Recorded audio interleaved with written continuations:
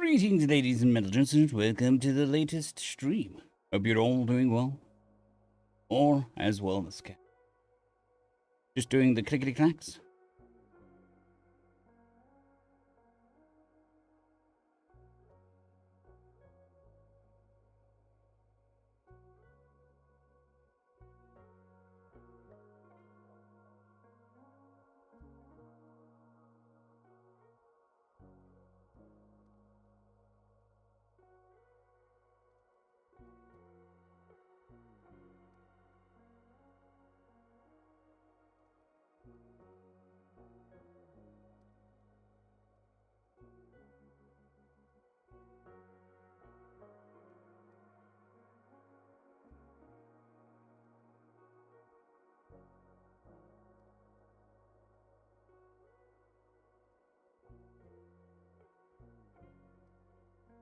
Okay.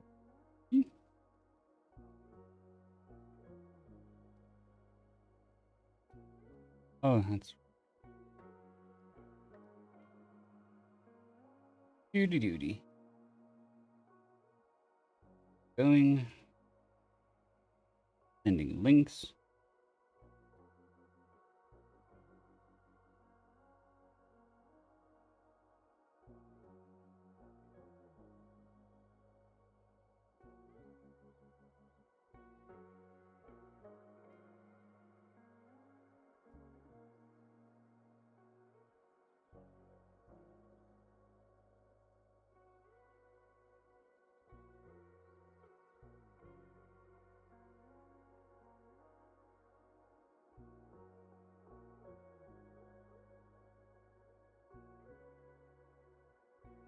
And I think that it.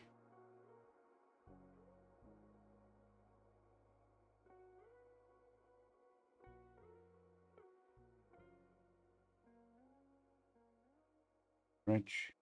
Oh. Good morning, Samantha, Anthony, Lord Volpeck, Jimashisha, Shadow, Phoenix.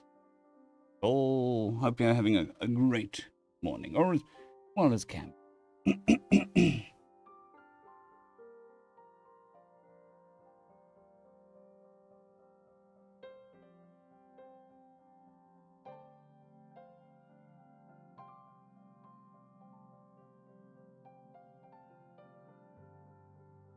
As you can see, today is going to be pretty much like yesterday. I'm going to do two Biddy Bob, 2 Retifos, and 2. That'll make us good until Sunday. Then tomorrow, Nature of Predators, and then Friday, Human from Dungeon, and 1 more Biddy Bob chapter. And then that was a productive week. Productive week of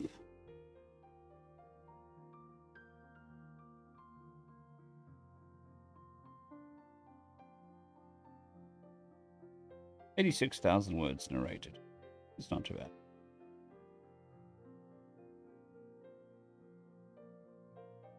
92,000 words narrated. 10 hours of content. Well, just a little bit under 10 hours of content.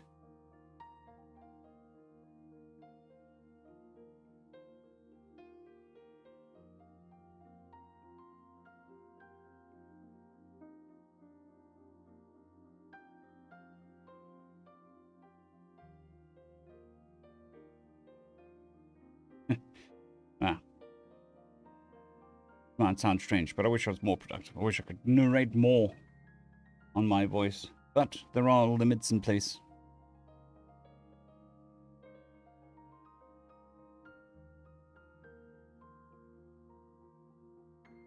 Give me a second. The dog wants in.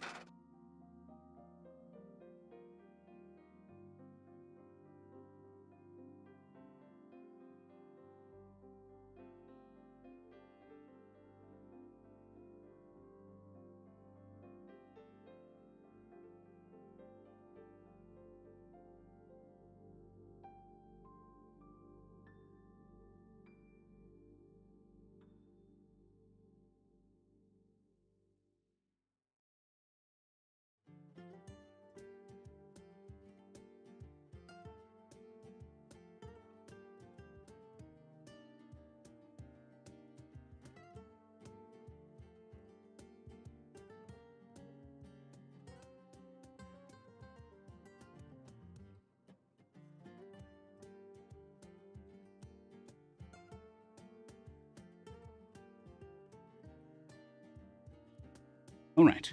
Dog acquired. Just want a hug. Okay. Oh. Okay.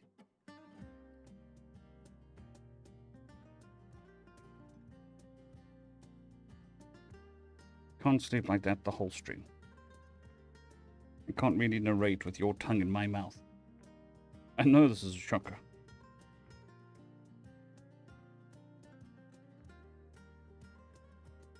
Yes, the dog wants attention. Like it's never gotten attention before.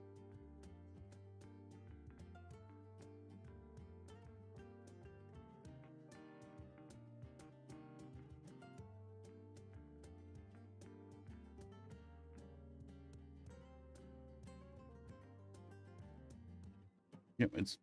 Oh, there's the tongue.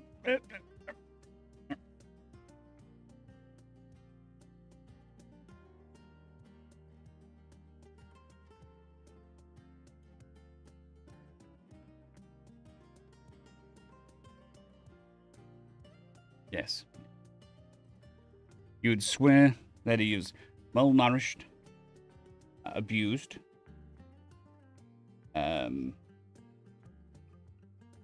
no attention whatsoever, forced to fend for himself. I mean, hunting that bowl of food in the kitchen is hard business. Got to sleep for like 12 hours to do that. Good? Good.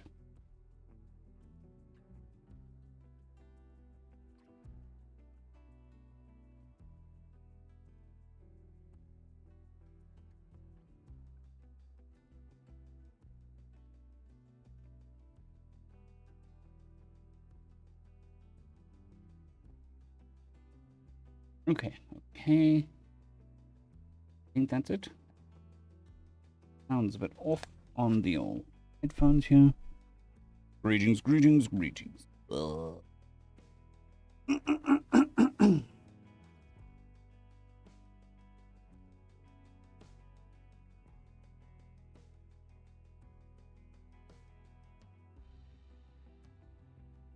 right, I think that's coming through better, better, better, better, better.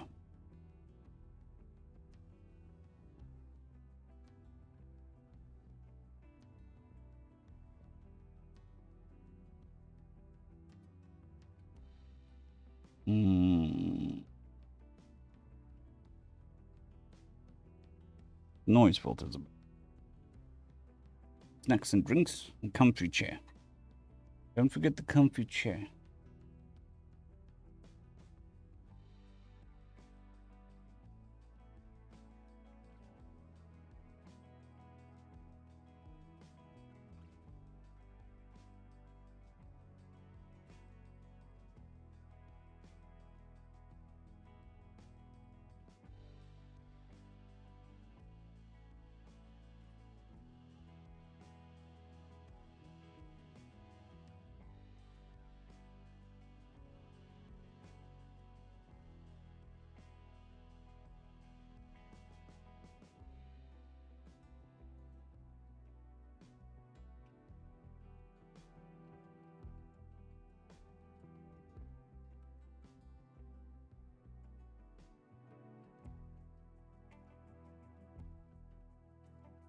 Need to trim the hairs around it.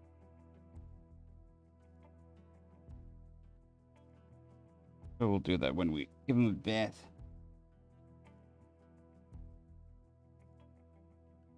You know, the torture chamber. Giving it a bath.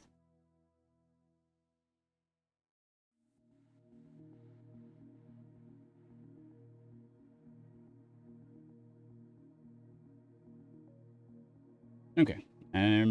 I think we'll move on to the first of the two Billy Bob chapters for today.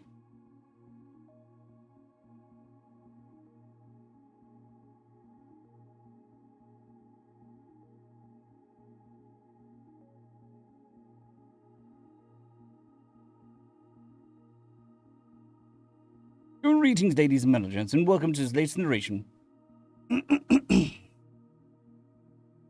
Greetings, ladies and gentlemen, and welcome to this latest edition of Read Team Fast, where I take old stories I've narrated and update them to modern audio standards. This particular story is called Billy Bob's Space Trucker, and is part of a series. If you're new to the series, there is a playlist listed down below in the description. And as always, I hope that you enjoy. Chapter 28. The USS John McClane jumped into reality. The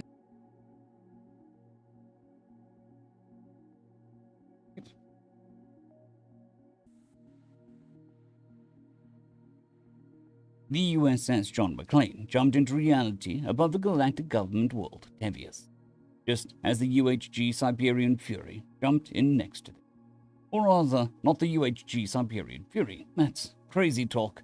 The Russian name on the bow of the ship had hastily been crossed out in paint, and beneath it was written the USS American's warship of Angry. Tevius was a Gresland planet, home to shipyard, resource mines, and even a training ground for their elite soldiers. Civilian population was as minimal as it could be for a planet like this. High Command didn't have any large ships to spare, but 2 Special Force cruisers were nearby. And after the resounding defeat of the Gresland's main battle fleet, this was a time to strike while they scrambled to rebuild and rebuild. It was a time to strike.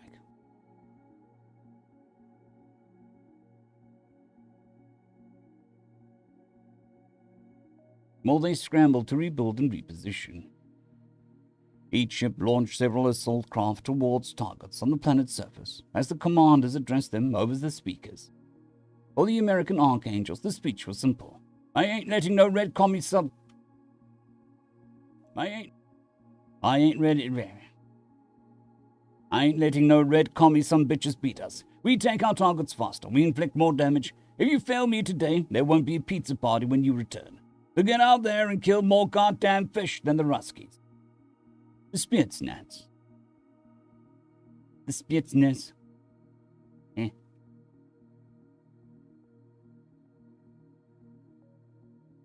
Pronouns.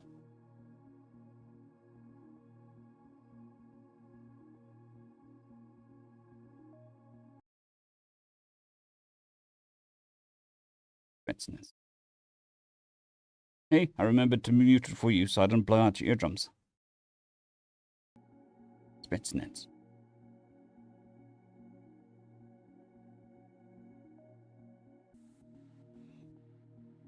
The Spetsnaz, in their own craft, listened to their own leader over their way.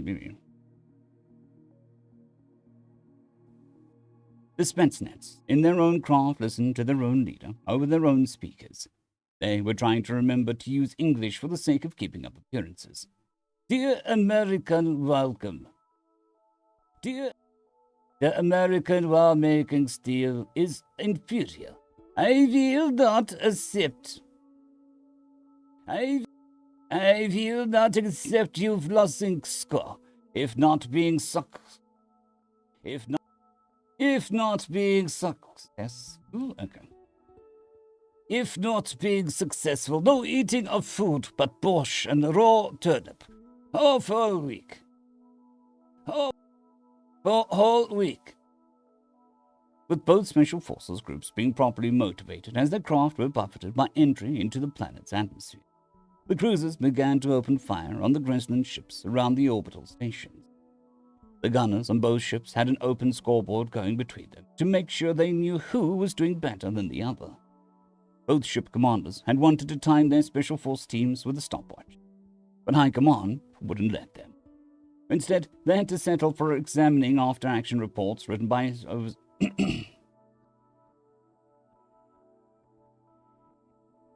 Instead, they had to settle for examining after-action reports written by observers embedded in the team. But one way or another, they were both going to get scores based on something. Viking, this is Viking Actual. Vikings, this is Viking Actual. Don't let the pizza party cloud your judgment. I want this operation clean. We'll crush these robofish and beat the Ruskies all on our own time by doing this right. Clear your objectives. Don't get reckless. Can't enjoy pizza if you're dead. Viking Actual out. Excuse me. Much clearing of throat.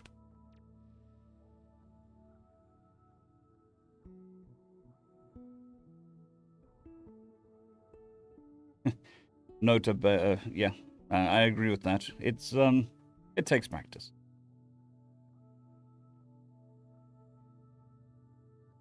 So they reckon that a professional narrator goes at about a 3 or 4 to 1 ratio. So if a story is 10 minutes, they'll take 30 to 40 minutes to narrate it.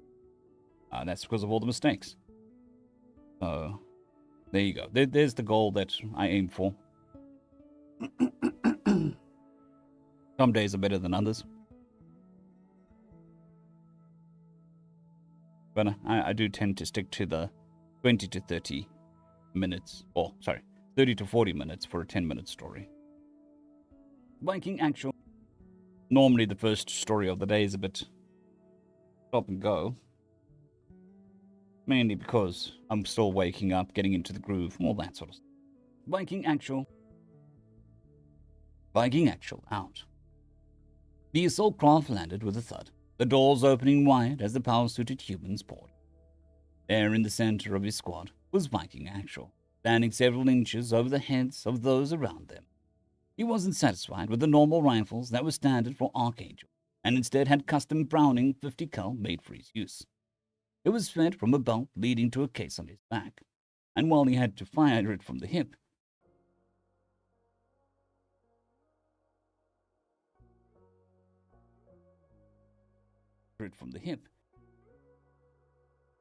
that was the nice thing about the 50 cal bullets. Getting close to the target counted. Morning, Bernard. Hope you're doing well. Not yet. I haven't even played Doom Eternal yet. It's kind of on my to-do list.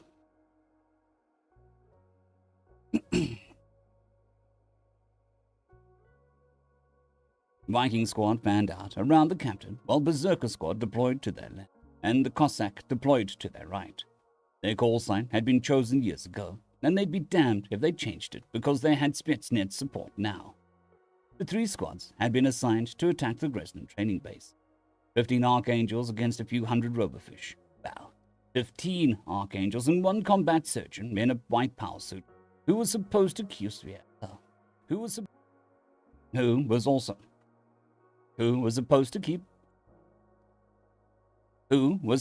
also keep score. Good morning, James. Hope you're doing well.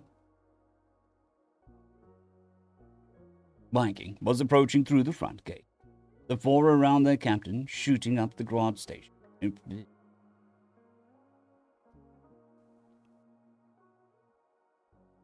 Viking was approaching through the front gate, the 4 around their captain shooting up the guard station up front. The fish only had energy pistol sidearms, which didn't even scratch the paint on the Archangel's power armor. They stood up positions on either side of the shot up guard. They took up positions on either side of the shot-up guard stations, letting their captain take the lead. To the left and right were squat barracks, built out of some cheap prefab-style material. Didn't matter what military you were in, barracks were made by the lowest bidder. Good morning, Kandaria. Hope you're doing well. I'm doing as well as can be. 3 of the Greslins burst 3 of the nearest storm, energy rifles in hand. There was a Viking action.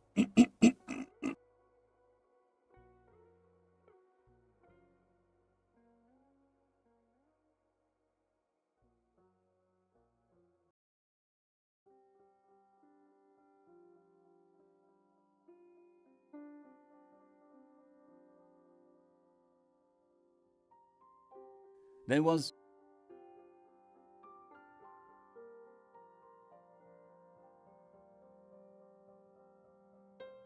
I'm glad to hear that, Kandaria.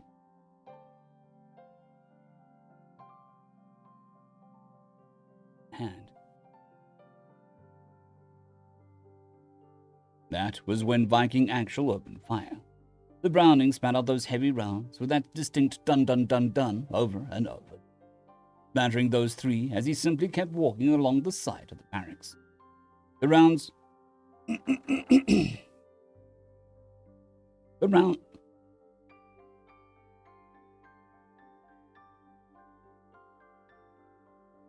The round. Greetings, ladies. Am I clearing my throat too much? The dog thinks I'm clearing my throat too much. Dog? I can't help it.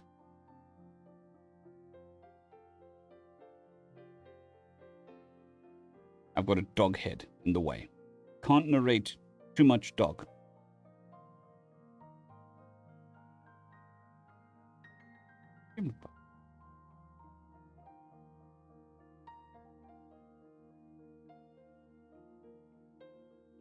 Okay, if you're not gonna lie down, you need to get off then. Oh, oh. Go lie in your blanket. The dog is staring at me.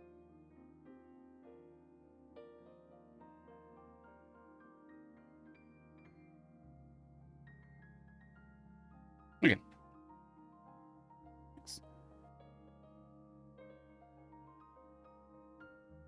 Smattering those three, he simply kept walking along the side of the barracks. The round slammed into the walls of the barracks, and from the sound of it, the fish inside weren't having a good day. Sorry, the dog wants out. Give me a second.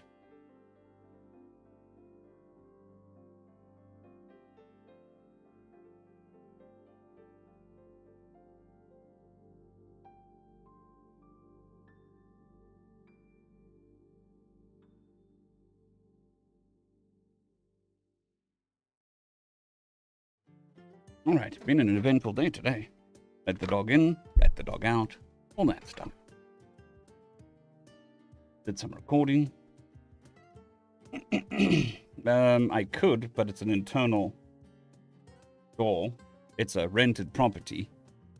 And that breaks the seal on the door for the soundproofing. Sorry.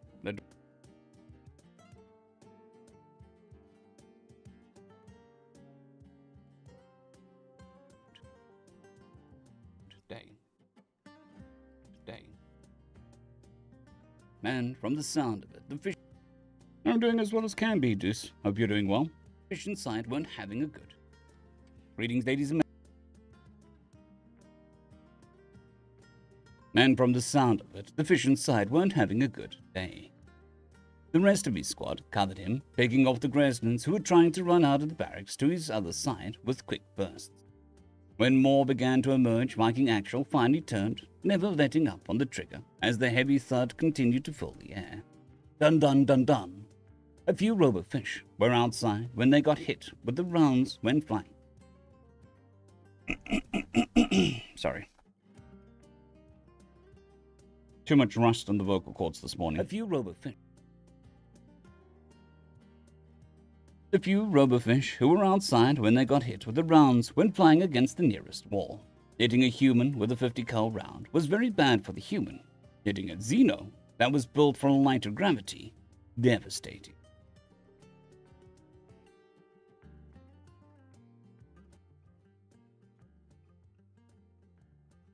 There was a slightly smarter group of robofish who appeared on the top of the roof of the shredded barracks with a Mattis Labber.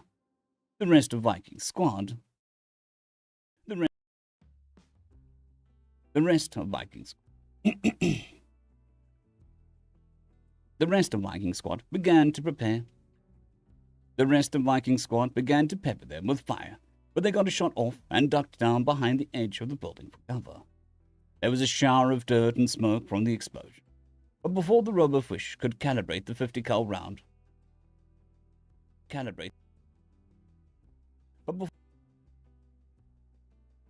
But before the robofish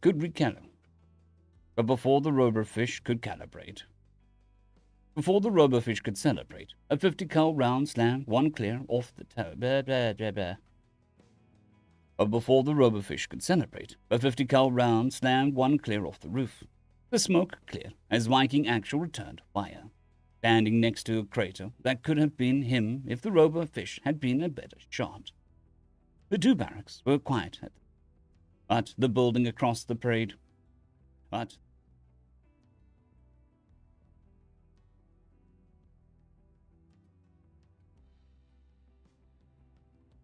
the buildings across the parade ground looked to be getting ready.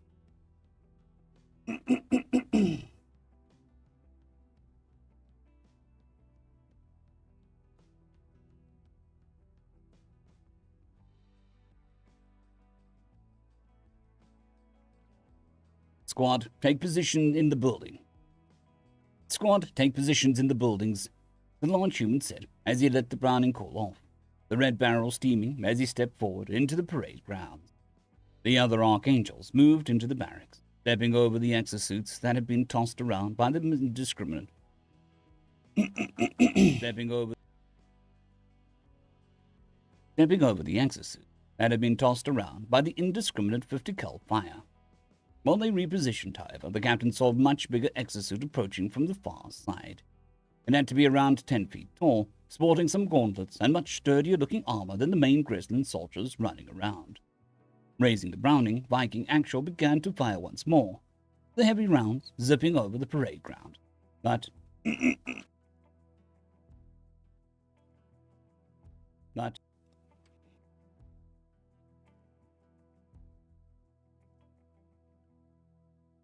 this exosuit wasn't going down so easy. Those gauntlets hummed as a shield of energy stopped the incoming rounds. The captain braced for return fire, but the exosuit apparently wasn't armed.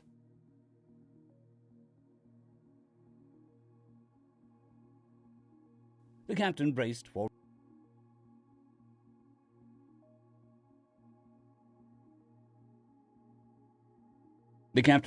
return fire, but the exosuit apparently wasn't armed. Those gauntlets hummed. The captain braced for return fire, but the exosuit apparently wasn't armed. So instead, the human inside the suit grinned and set the 50 cal down, disconnecting the feed from his pack. Then, hands-free, he motioned for the thing closer with a wave. Squads, focus fire on the matter slammers, but don't touch the big guy coming towards us. I'm itching for a real fight. He began to jog forwards as it did the same. They met in the middle of the parade grounds, human on one side, Grizzlins on the other, exchanging fire while the two titans squared off. It leaned in with a mighty haymaker that Viking was easily able to duck under, delivering 2 body blows as he slipped by. It swung back around, lashing out with a leg faster than he expected, and caught him in the chest, knocking him in the power suit.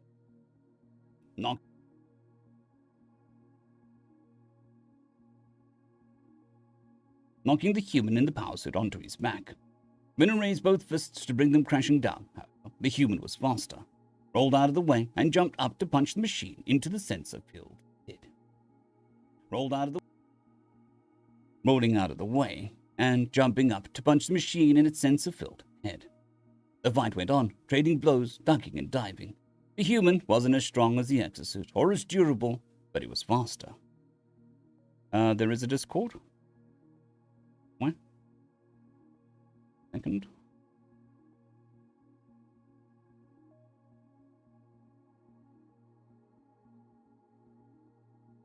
There you go.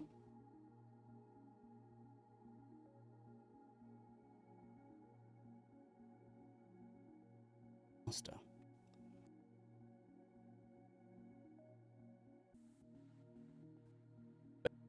But he was faster.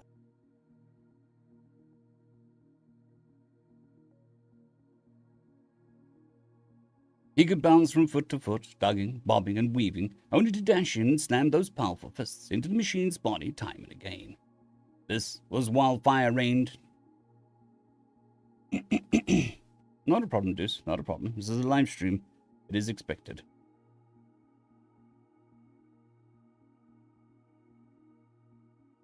Body time and again.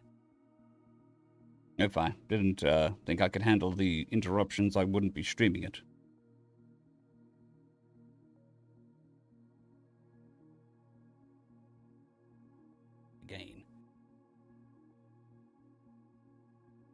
This was while fire rained around the two, an energy bolt slamming into him, or...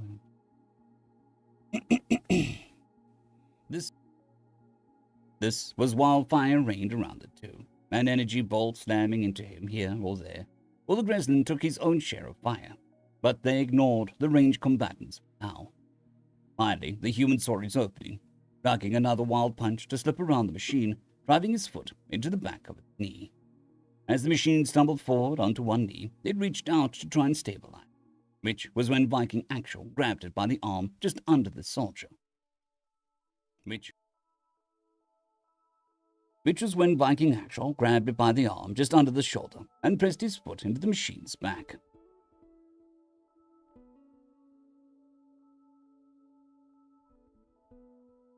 He grunted and growled, and then, with a crackling snap of metal giving way, yanked the arm free, which he immediately began to use as a club to smash the rest of the machine with. It staggered and fell, completely raising it.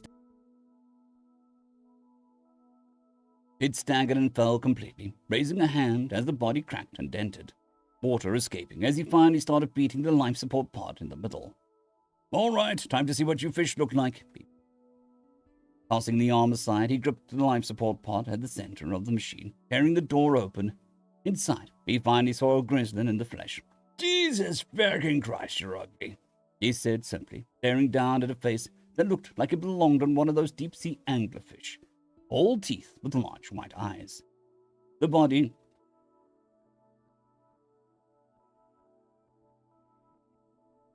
had twisted, deformed H.R. Geiger design, and around its hips were only what he could assume was several exposed testicles. "Well, ugly, let me introduce myself," the human said as he raised his giant foot. The human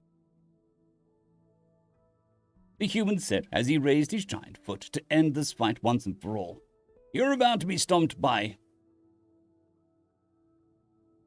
Captain Ted Rex, big brother of Billy Bob, space trucker."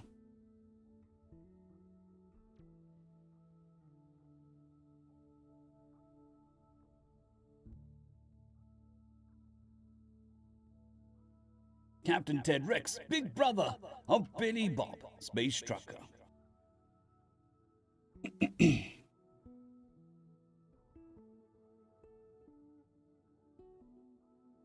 Billy Bob was lying on his stomach as the space goblin doctor rubbed some more biogel along his back. He had already drunk a nice big glass of the stuff as well while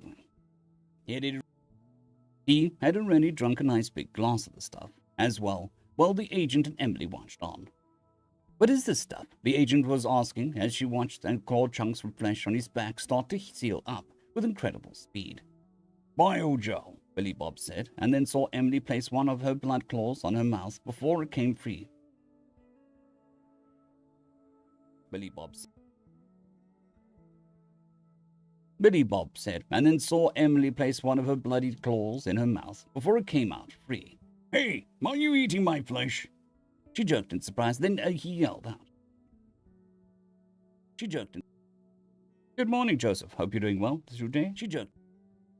She jerked in surprise when he yelled that out, and as the agent looked at her as well, tried to hide bad hands.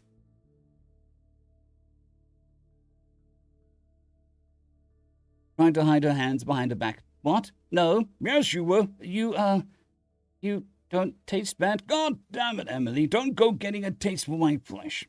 "I was just cleaning my talons. There are pieces of you still stuck in them." She looked as guilty as a cat with feathers stuck in its mouth. Although she had feathers. He'd need to start updating his stakes. "That isn't helping," he growled out for a moment as she stepped out of his field of vision. "Fine, I'll go wash them off."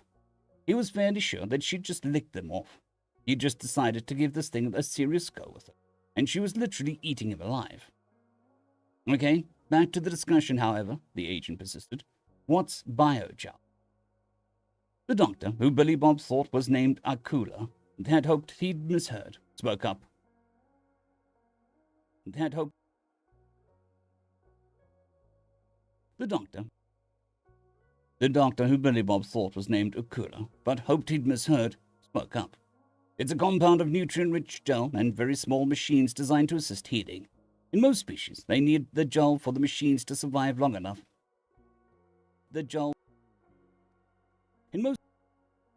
In most species, they need the gel for the machine to survive long enough to be effective without taking too much from the host's body, since that would defeat the purpose. But you humans are so damn dense and have so much biological material to use, the machines work much faster, and for longer than I've ever seen. What? Like nanobots? Those exist. Yes. Why wouldn't they? The goblin asked. The space goblin asked as he watched Billy Bob back. The space goblin asked as he watched Billy Bob's back heal. Well, we sort of stopped most AI research after the suicides. We sort of stopped all most of the AI research after all the suicides. Your scientists were committing suicide? He asked, looking back at her. No, the AI were committing suicide. We couldn't create an intelligent machine that was happy with existing because we'd made it for this or that. We couldn't figure out how to keep them from destroying their own hardware or begging us to do it for them. It was miserable. So, we stopped the research. Wait.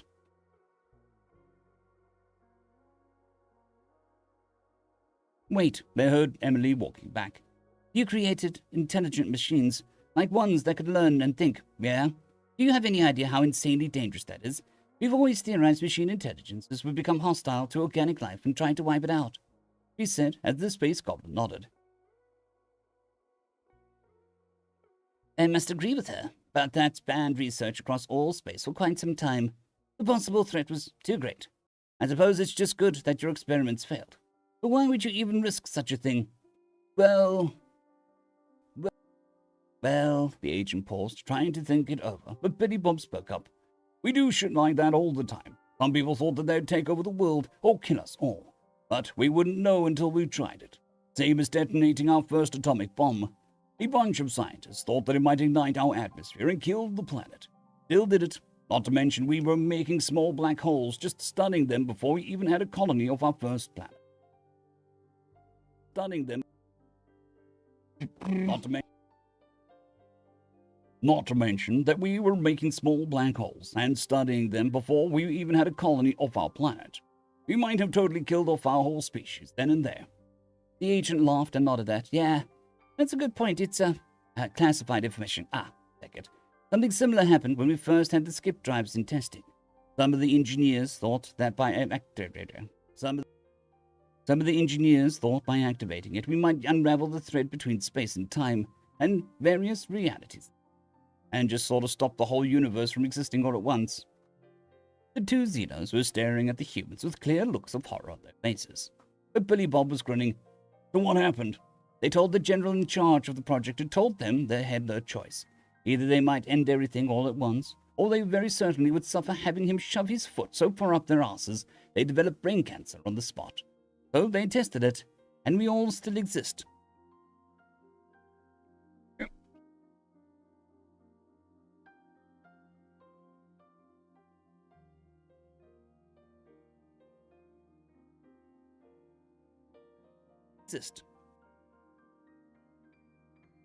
The space goblin gasped up. How can you possibly endanger everything like that? If your greatest minds told you there was a chance for that sort of outcome, why even tempt fate? Billy Bob and the human spy just stared at him. Because if we didn't, we'd never know, Billy Bob simply answered. Yeah, the agent confirmed. The space goblin looked at Emily. And you want to partake in a union with this one, Trudy? She shrugged her arms at that. There's just, something about him. Hopefully, that's not the way I taste, he shot back. How many times do I need to say that I'm sorry? A lot. Especially since you keep trying to kill me. I swear, I don't. Put your gloves on already. Emily picked up her gloves from earlier as she eyed the human agent. I'm sorry about that, display earlier, but don't forget, he chose me. Don't get any ideas. The human arched a brow at that, while Billy Bob rolled his eyes. Okay, not my type. All yours. I had no intention of stealing your man, the woman said as Emily nodded. Good. And make sure everyone knows that he's spoken for. Billy Bob wasn't sure if he found her possessive nature to be flattering or worrisome. If he started seeing her standing over him with a knife and fork, or started seasoning him with herbs and spices, then he'd worry. But until then, he might as well appreciate the fact that someone cared that much about him, aside from his family, even if they had strange ways of showing it. Like his mom threatening to hug him with her arm of death should he ever step out of line when he was younger. Or, shit, She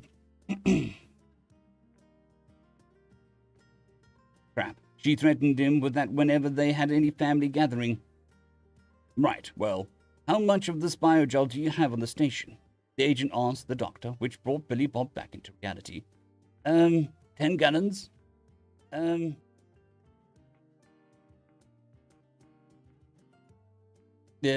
gallons? It's expensive stuff, and we've normally need just a little. Although I suppose we're now down to 9¼ gallons, he said as he looked over Billy Bob's wound, which seemed to have healed up by now, to a faint scar. In fact, Billy Bob felt better than he had before this all happened, since he'd still been recovering from the injuries he got at the museum. We're going to want all of it to take back to the war effort. This will change things greatly. What? But we need some for wounded people who come in here.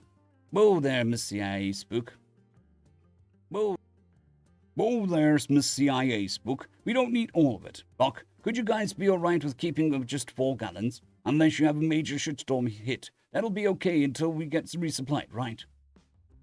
That'll be okay until you get resupplied, right? The space goblin set his hand on his chin. 4 gallons should be fine. But what will you pay us? The agent looked at him. The agent looked at him. You're going to be making a very generous donation to the human war effort, specifically the American war effort. And we don't forget our friends. But there's a chance you won't win. Have you looked at the latest news reports? We annihilated the main Grisland battle fleet in a single battle. FTL lanes into our space are down. The Krustakan invasion of Bastion has been stunted. Despite being surrounded by enemies, the Libertonian homeworld survives. Do you want to bet against us at this point? The space goblin looked from the agent to Billy Bob and then back to Emily before shrugging. I suppose it would be wise to stay on your good side for now. It would certainly benefit my people should the council finally lose power. The agent nodded, and Billy Bob finally started to get up, frowning as he looked at his shredded jacket. Frowning as he looked at his shredded jacket. He sighed and pulled it on anyway. What's the plan? We've been contacted by an unlikely ally, but so far it seems legit, the agent mentioned. I need to secure this biogel. Just head to your Atlas ship. I need to secure this biogel. Just head to your Atlas ship and some new friends will be joining us. He nodded at that and started packing up his stick with Emily while the agent and the space goblin left. Once they were gone, he turned to Emily. Okay, ground rules in our relationship. No biting or scratching chunks of my flesh off my damn body. And no more trying to kill or maim me. And keep your gloves on unless we've discussed it and plan on doing something super carefully. Oh, come on. You have no idea how much it hurts to have chunks of your back ripped free of your body. How do you even touch each other without trouble? Well, I guess when I feel feathers, I know how light to touch, but I don't have any. You don't have any. All right, but I have some of my own rules. All right, mine are mostly about not dying, but that's fair. What you got? No more farting. What? You can't be serious. I can't not fart. I have to fart. But it smells so bad, and if I try to hold it in, I'll explode. You really want to kill me? What? You won't explode. There was a pause. Will you? I don't know. I don't want to find out. That's for damn sure. Humans fart. You have to get used to it. But that noise is so awkward, and really just how it stinks. Thank you, Emily. Thank you for pointing out something our species has tried to deal with for thousands of years. Your insight into my people astounds me. You obviously haven't tried to deal with it all that hard. It's not like there's a solution. We have to do it. Don't you guys fart? Never. Well, it's not like that. Remember that time when you asked what that smell was when we were listening to that monarch sing? Queen. Yeah, that sort of lilac and rose. I'm not sure what those smell like, but I think that's what you said. That was my version of what you'd call a fart. He stopped and stared at her. You guys fart flower smells. How the fuck is that fair? And how come it didn't make a sound? Shrugged. We have small release vents under our armpits. So, we get sweaty and stinky and fart bad things. You guys fart flower smells and don't get BO because you farted out through your armpits. He shook his head for a moment. Evolution isn't fair sometimes. Hey, your species is by far the densest and strongest intelligent species the galaxy has ever seen so far. Hey, Hey, your species is by far the densest and strongest intelligent species the galaxy has ever seen, so there is that. He shrugged and nodded, then finished then finished packing up his stuff. There was a small crate on the Atlas that blah, blah, blah, blah, blah, blah. There was a small crate on the Atlas that he'd bought the day before. One of Emily's sleep.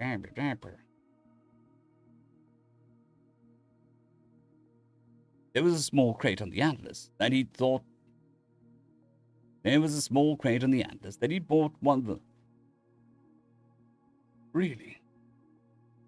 There was a small crate on the Atlas that he'd bought the day before during one of Emily's sleep cycles. A special gift he wanted to give her when the time was right. He hoped the spies hadn't left it out in the open, but other than that, he was but other than that, he was set. They walked back out to the Rosie, and as he opened the hatch, he found another human standing in there wearing a dark suit. All around him were space gerbils. Space gerbils in suits, but they had such adorable fat bellies. "Oh, hello there, Colonel Billy Bob," the agent said, and Billy Bob realized that it must be the guy who'd talked him through the Emily situation. Let me introduce you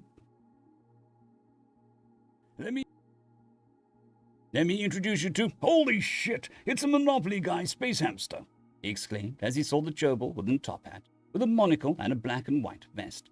He ran up to it and reached down to squeeze his fat face. "You're so cute." The grown man picked the Space Hamster up in his arms and took a deep breath. "Well, what are you doing? Put me down." The hamster had been interrupted by Billy Bob throwing a raspberry on its exposed belly, making a fart noise echo through the ship's cargo bay. Oh, I say, that was delightful. Do it again," Billy Bob quickly obliged, as the Space Hamster laughed and squealed, his arms and legs flailing around. Then Billy Bob tossed him up in the air, which made the creature gasp and flail with some worry before Billy Bob caught him again. That was terrifying. I almost soiled myself. Do it again." "I want to fly again." Billy Bob tossed the Space Hamster into the air, who was laughing once more. He was laughing once more, while the whole horde of hamsters clustered around Billy Bob, demanding to go next. Emily and the human stood off to the side, watching.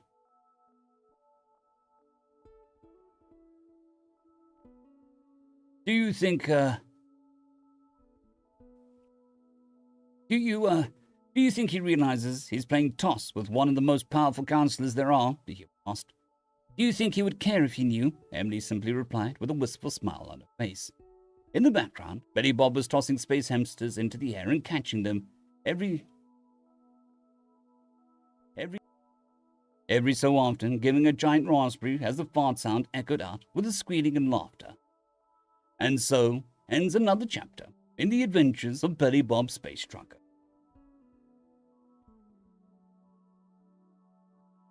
Fun is fun, doesn't matter who you are. Oh. There's a monster. Monster has entered my room. Caffeine monster with Twix.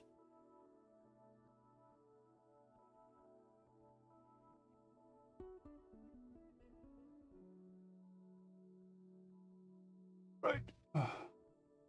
Hello, you. Oh, yes.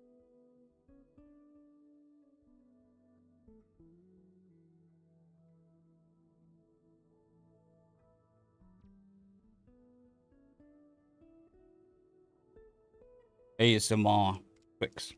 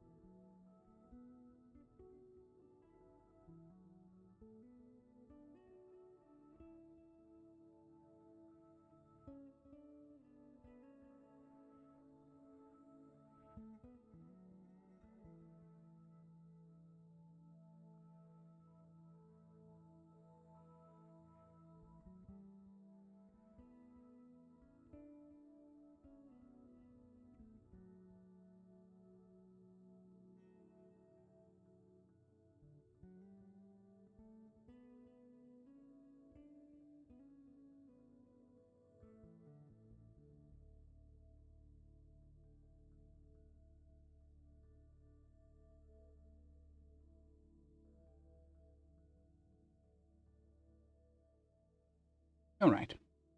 Chocolate consumed, caffeine circulating. We're good to go.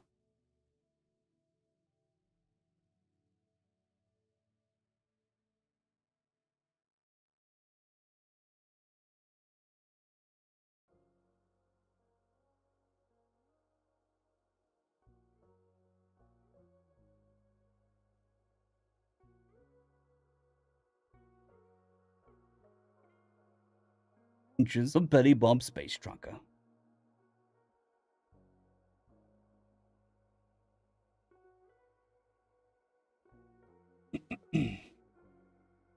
Indeed, chocolate. Num num. You know, until my wife started buying this when I started streaming, I hadn't had a Twix in many, many, many years.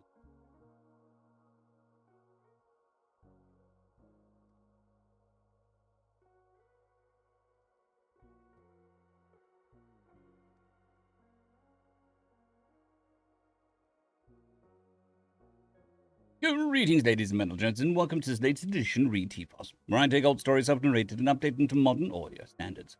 This particular story is called Billy Bob's Space Trucker, written and is part of a series. If you're new to the series, there is a playlist listed down below in the description. And is part of a series. If you are new to the series, there is a playlist listed down below in the description. And as always, I hope that you enjoy.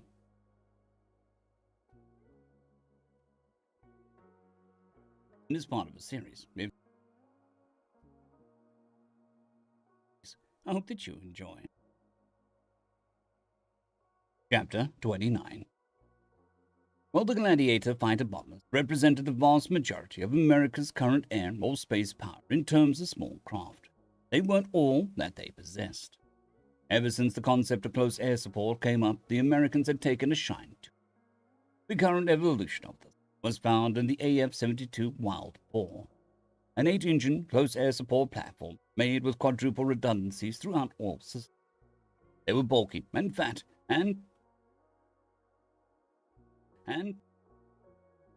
with the armored cockpit in the center, carrying as much protection as possible for the pilot. Everyone called them flying pigs, some with affection, and some with derision. They were also loaded for battle, possessing dual 2-inch bottom-mounted cannons, 4 side-mounted street sweeper miniguns, 32 launch tube, compatible with the NX-83 air-to-ground Hellfire missiles, NX-84 can-opener anti-armor missiles, or FA-67 forget-me-not multi-purpose missiles. The Flying Pig was fat enough to carry 14,000 2-inch rounds, 128,000 minigun rounds, and 2,000 missiles in any configuration.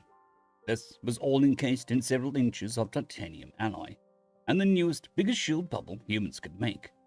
They weren't fast, with a top speed of only 100 miles an hour. with the top speed of only 100 miles per hour, ground speed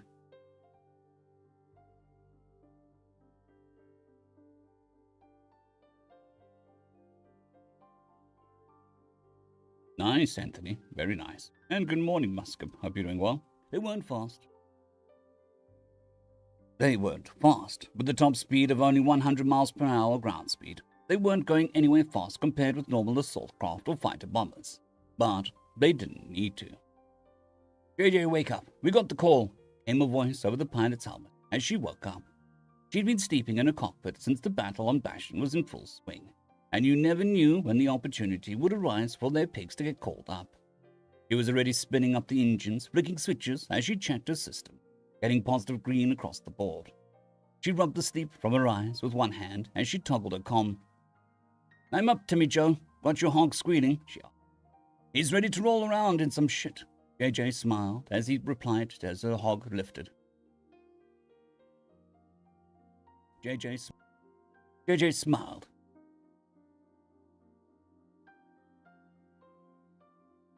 JJ smiled at his reply as her hog lifted up off the landing pad only half a second after Timmy Joe. She checked over her loadout, full ammo. They'd given her the usual split, 667 can openers and forget-me-nots, plus 666 Hellfire missiles, which made her smile, as it always did. What's our MO? Rock in, fuck shit up. Rock in. Roll in, fix some shit up. Roll in, fuck shit up, same as always. her fellow pig pilot said. She read the map as the display came up in front of her. The cockpit was in the center of the beast, though she relied on various video feeds and map projections to fly and target. A mixed Livertonian and Stormtrooper detachment was holding a fort in the middle of a mountain valley near one of the biggest cities. If they could hold onto it, they could continue to deny the crabs the ability to fill the valley with AA emplacements. A goddamn idea if she ever heard one. They knew this though, and recently the crabs had stepped up their attacks, flooding the valley with as many soldiers and crawlers as they could. The base was under very heavy assault, and the brass were having trouble getting armor into position, so it was up to the pigs to bridge the gap. They rumbled over the plateau and the edge. They rumbled over the plateau on the edge of the valley, dropping down as they approached the base. It was smoking heavily, and chunks of the wall were broken apart.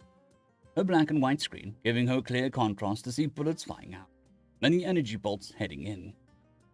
What song do you want? Jimmy Joe asked, since it was her turn. Good question. She scrolled through her songs on her implant before smiling. Roll,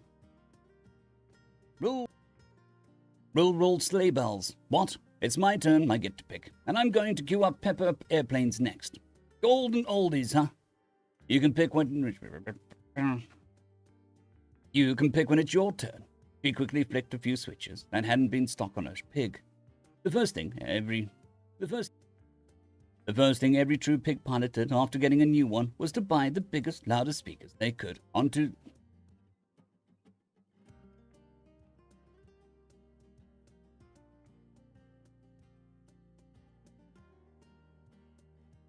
The first thing every true pilot did after getting a new one was to buy the biggest, loudest speakers they could and bolt it onto the exterior and slave them to the implant.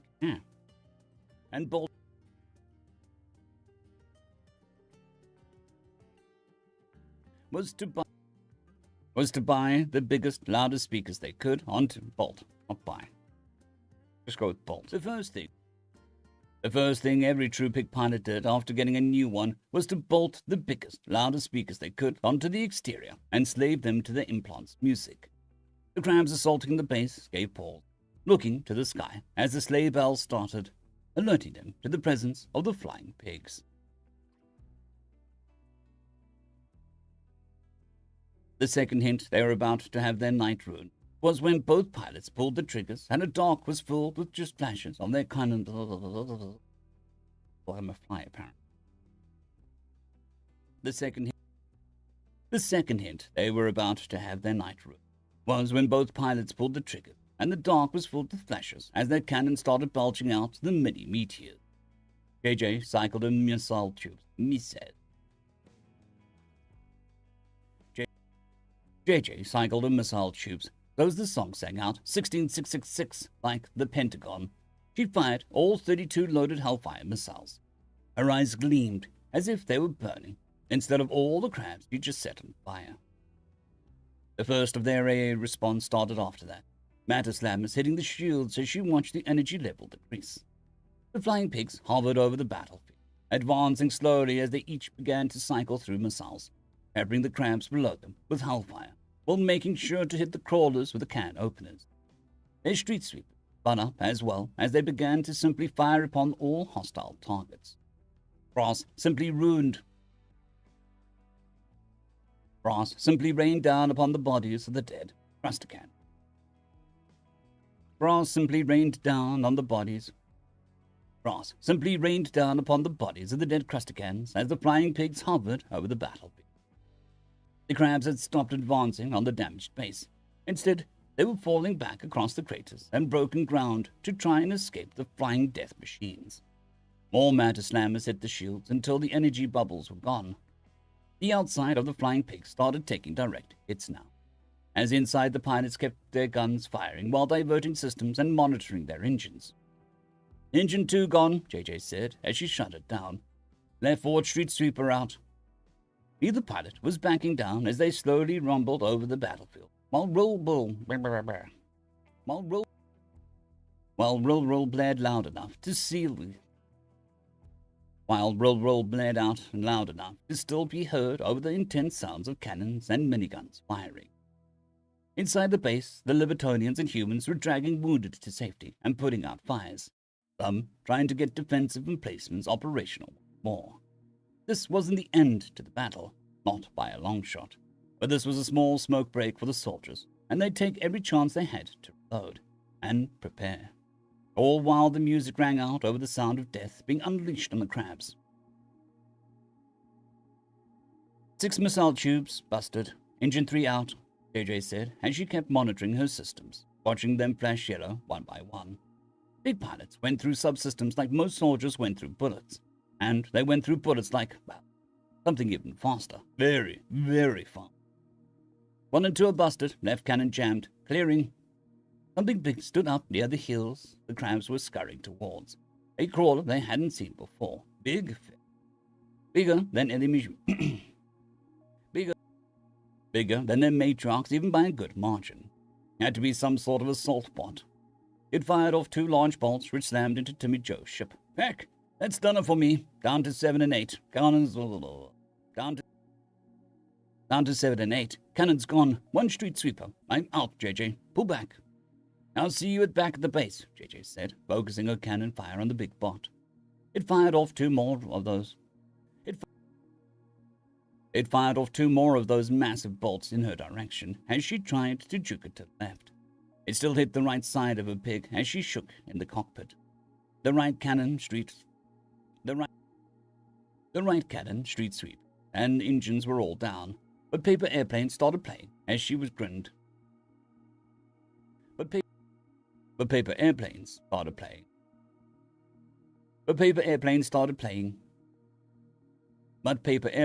playing as she grinned. Working quickly, she cycled the last of her hellfires plus 2 can openers as she flew over the massive crab bot. Then she hit the emergency release, dropping 2 massive cases of missiles down at feet.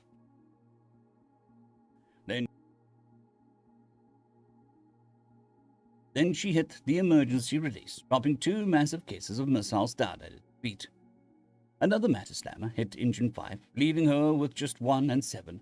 The pig was leaning heavily to her side, pouring smoke as she turned to book it out of there. As the flying pig sailed over the head, she triggered the last of her missile tubes, firing out the can opener first, and the hellfires just after. They arced out towards the cases of the now armed missiles she dropped on the field, turning night into day behind her. She saw a flash on her comm. Jesus Christ, you're a gorgeous flying pig. Thank you. When this is over, I'll buy you a drink.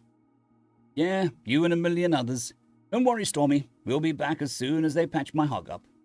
She cut the feed, tilting her pig to keep it moving with only 2 engines, pouring smoke and sparks as she limped back to the pig pen, which was what they called their forward base. As it settled down on the pad with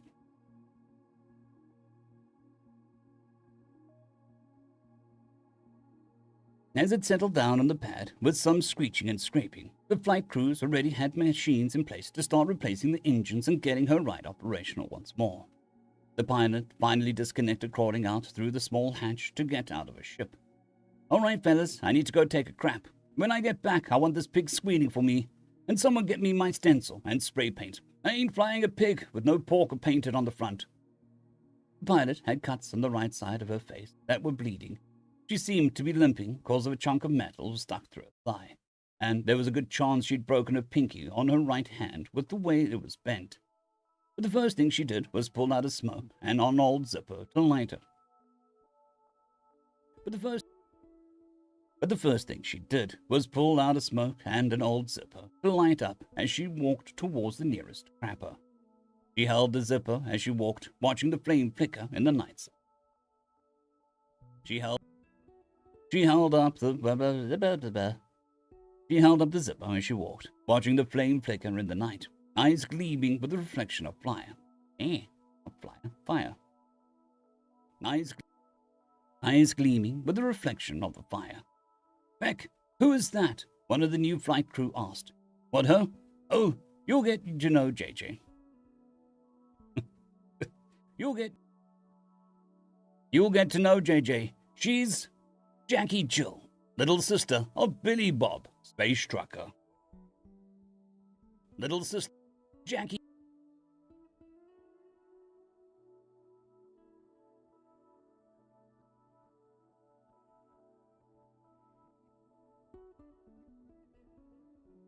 Because of course she is.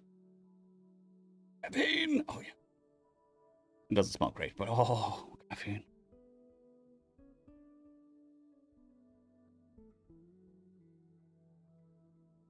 Where have you been all my life? Well, mostly, being consumed by me. I'm not an addict. The CIA senior agent had given up waiting on Billy Bob and instead explained the situation to Emily, who in turn would explain things to Billy Bob once all the space hamsters were too tired of being tossed in the air or exhausted from laughing as he blew fat raspberries on bellies. It took about an hour until they were all tuckered out, retreating to the crew quarters on the Rosie to pile up and sleep in a giant pile of chubby space hamsters. Emily and Billy Bob were in his Longhorn. Emily and Billy Bob were in his Longhorn as his pet Mittens, making up for not being around much by scratching the animal's cheeks and letting it sleep on his lap. He wasn't sure how it was different from sleeping on the bed, which is what the lazy cat almost always seemed to do. But somehow Mittens felt it was different. So what's the deal? He finally asked Emily as Mittens let out a content. I'm rather surprised, honestly. The space hamsters got in contact with your CIA somehow and let them know that they had a few select members in power who wanted to assist the war effort. It turns out the arsefaces have been lying to this whole time. Have been lying this whole time. Billy Bob stared at her, then a sort of blank expression taking over his face. She was moving her hands and talking about something, and he heard words like council and foundation and secret and treaty being tossed around. He got the general idea. The arsefaces were arseholes and had eaten some guys the space hamsters liked, but lied about it. He wasn't sure about all the other stuff that she was going into, but he was vacantly staring at her chest. She had that little tuft of feathers right where there would be cleavage if she had breasts. Her chest had an appropriate shape. Idly, he scratched Mittens' chin as the cat purred.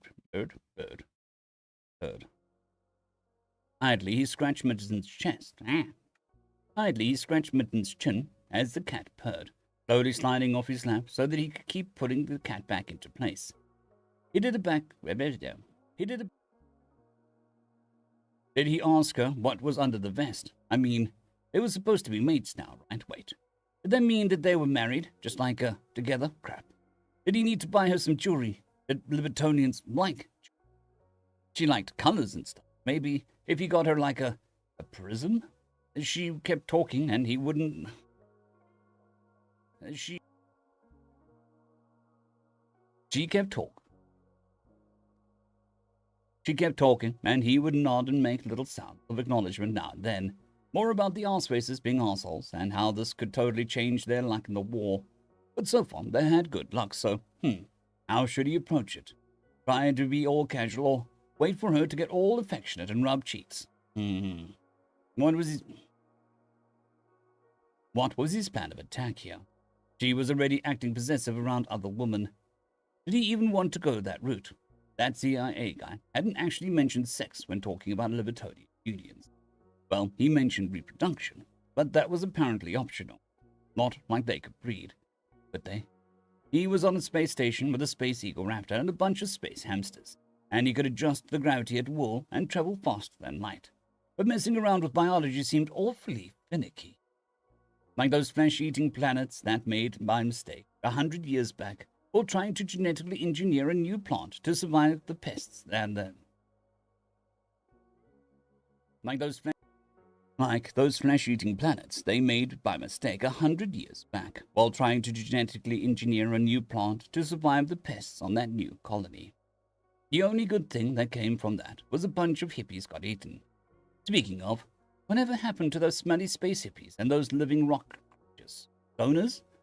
Oh, how had he not thought of that sooner? Wait, where had he been going with this? Emily was staring at him.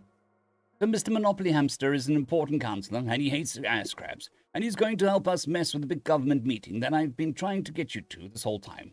When was this again? At the end of the Space Week. Jesus. Is it? I thought we had more time. He blinked a little at the realization he'd been traveling with her for almost a month now. In fact, it was fast approaching Halloween. Maybe he'd show her how to get... Maybe he'd show her how to go trick-or-treating. Where was he going to find her a costume? And also, where was he going to find the place to go trick-or-treating? Crap. Maybe if they finished up this galaxy-ending thing soon, he wouldn't miss it. Oh, but America was at war, and the UHG... But America was at war. Oh, but America was at war, and UHG Halloween just wasn't the same. Oh, but Canada! They weren't bad.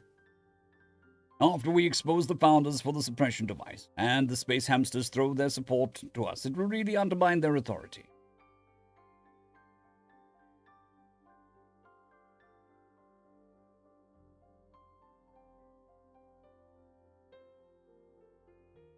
After we expose the founders for the suppression device and the space hamsters.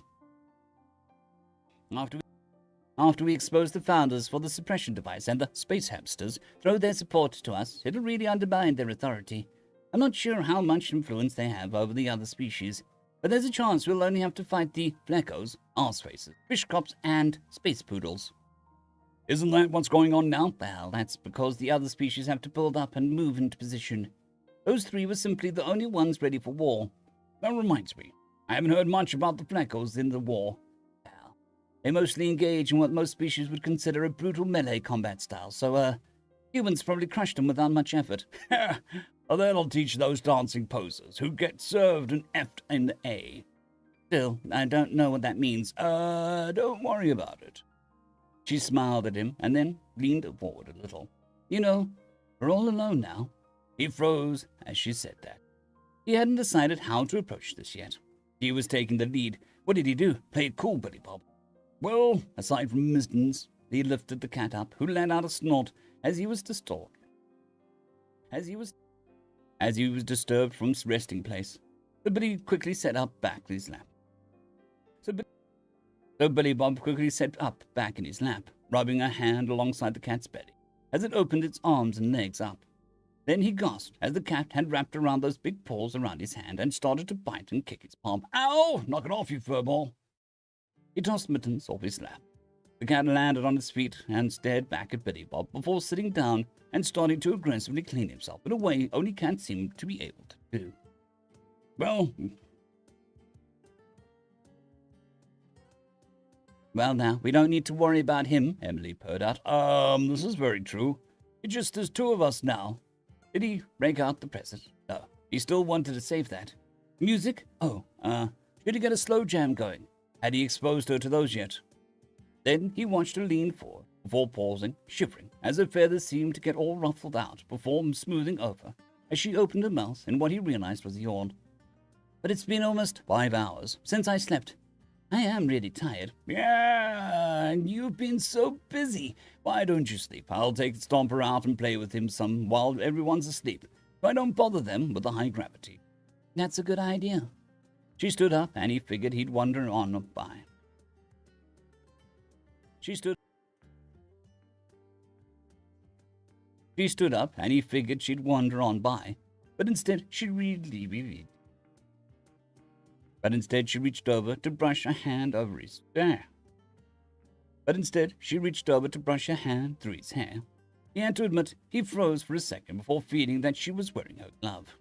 Then she slid into his lap, which she also didn't expect. She was so tall, but still so light. He could easily support her on his lap, but with how tall she was, it wasn't like cradling a normal woman on his lap. She still looked down at him easily. I'm really glad you chose me. Hey, we survived all kinds of chaos so far. I'm sure... Yes, still alive. Still alive, Deuce. Very much.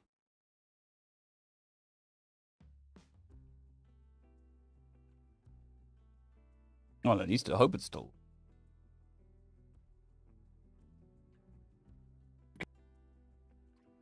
Far. Feel so far.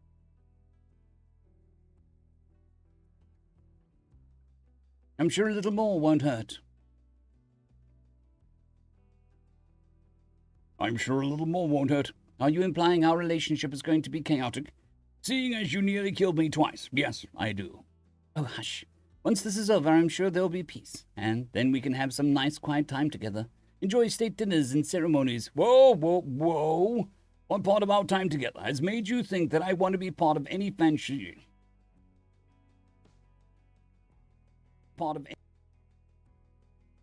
What part of our time together has made you think I want to be part of any sort of official dinners? Oh, come on. You're the diplomat. You go. Just bring me back a doggy bag. He frowned before he went on. That means bring me back the leftovers. That means bring me the leftovers from dinner. Oh, well, you'll have to get used to at least a few. You're going to be a big hero, you know. Shit. This is why I wanted to become a space trucker after my service was done. No one expects anything formal from a space trucker. She laughed and got up from his lap before curling up on the bunk. Once she was lying down, he got up, walked into the cargo bay to get Stomper. The six-legged, four-eared space fox was excited to see him, always. Betty Bob smiled and grabbed the giant bone, opening the back hatch to let them both out before he turned the gravity up inside, just as then. Inside. Opening the...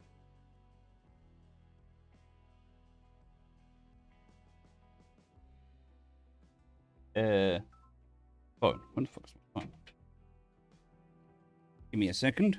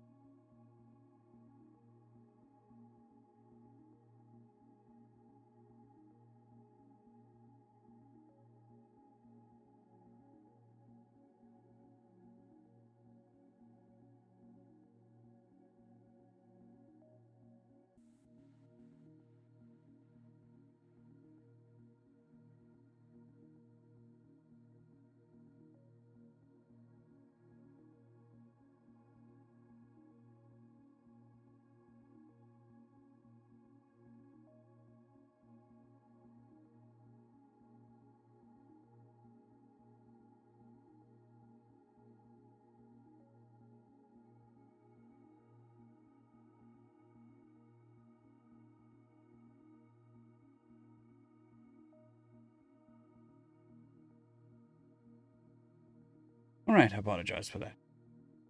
Expecting a delivery, so that was them phoning.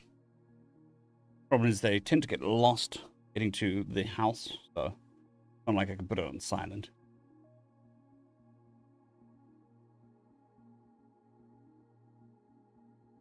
Okay. Now we wait for my heartbeat to calm down because I just ran up two flights of stairs. Jogged up 2 flights of stairs.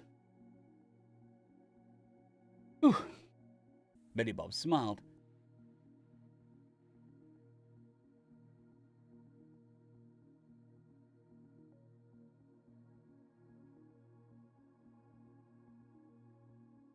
Billy Bob smiled and grabbed the giant bone, opening the back of the hatch to let them both out before he turned the gravity up inside just the Atlas's cargo bay. The giant space box, was that it? Was that the name he chose? Giant space box. Why the hell didn't he think of that sooner? He was going to save UHG diplomats so much time trying to explain what species looked like when he's simply naming system.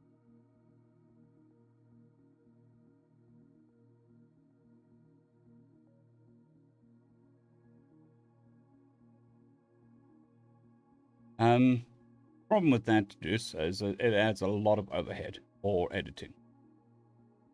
So I do the voices in the right places at the right time when I'm doing the narration. But if we're doing other voices, other people doing voices, then we have to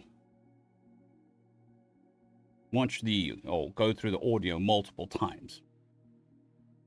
Stop at the appropriate place, put the appropriate voice in, and then continue listening. And then also make sure all the audio is balanced.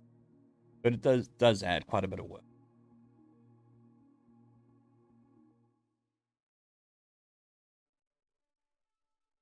It's the same why I don't really do the video stuff anymore, because that adds significant work as well. When he's simply naming...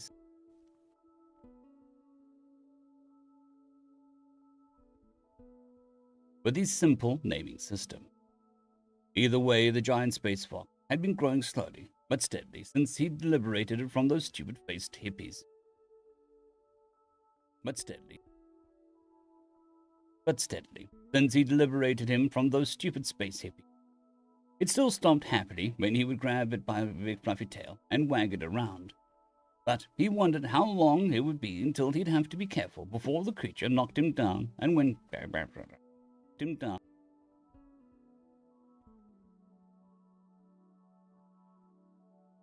Depends on the space box, but he wondered how long it would be until he'd have to be careful before the creature knocked him down when it jumped on him happily for a toy. He tossed the toy around and played with Stomper for an hour to make sure both he and the animal got some good high-gravity exercise in, before finally herding him back into the Longhorn. Before finally herding him back up into the Longhorn, leaving him with more water and food.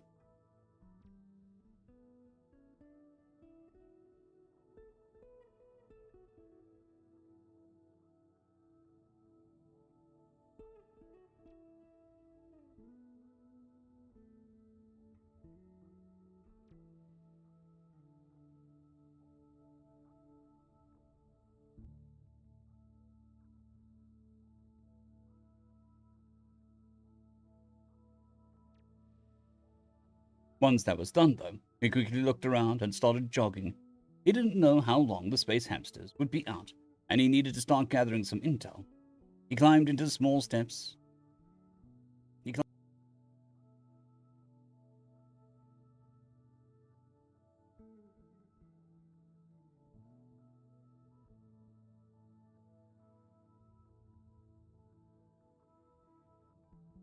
He didn't know how long the space hamsters would be out, and he needed to start gathering some intel. He climbed the small steps of the Xena ship, 2 at a time, to get to the bridge. Finding his seat, he started to type in the console so he could bring up a few screens on the extranet. He needed to be very careful with his searches, and then make sure to clear the history just in. When he was younger, a few wayward searches had made him think that there was a whole species of only female blue-skinned Xenos that was super hot. Why couldn't there be Xenos like that? The reality of evolution sucked balls sometimes. Of course, he had found dubstep frogs and a pug-faced ogre, so, it still sucked balls sometimes. Who was he kidding? He was just starting to type out what he figured would be the best string to get some actually helpful insight into the Libertonian bodies when he heard a soft voice. When he heard a soft voice, Mr. Billy Bob. Billy Bob jerked and turned, hovering the screens with his body, even though he hadn't hit enter yet. He saw a space hamster that was rubbing its eyes blearily. Oh, yes? I had a nightmare. Can you toss me in the air a bit? He looked around the empty bridge and then back at the space hamster wearing the business suit. Sure? He stepped forward. The creature. He stepped towards the creature, scooping him up and then surprising him with a raspberry as the space hamster squealed and laughed. Billy Bob went walking down with him to the cargo bay, which he'd reset the gravity in. Once he was done tossing the space hamster in the air and put him back to bed, that was when he'd do his research on Libertad. How the hell had his life gotten this complicated? And so ends another chapter in the adventures of Billy Bob Space Truck.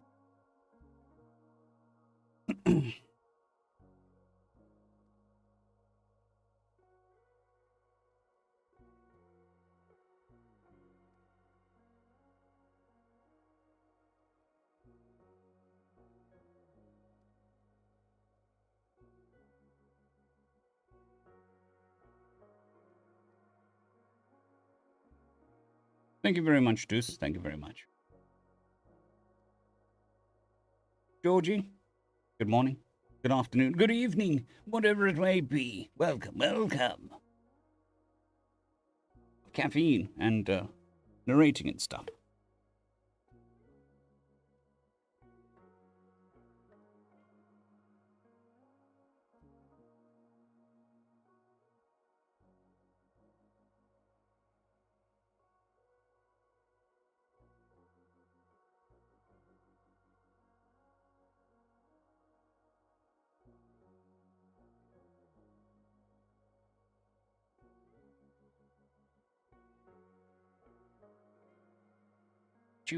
Done. Completed. Finished.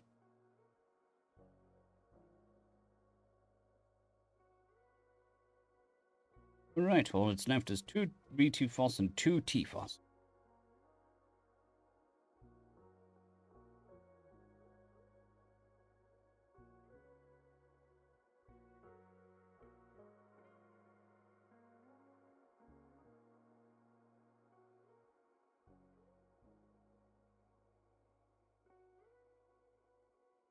I don't know which is worse, looking back at 2009 and thinking, that's a long time ago, or thinking, that was just the other day.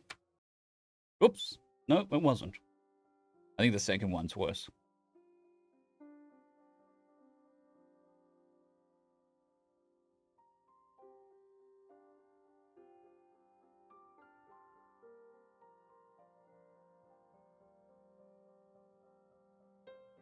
Favorite character? I'd have to say probably Billy Bob.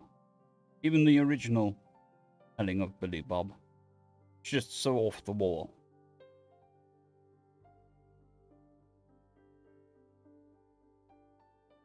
Yeah, I remember the previous entry as well.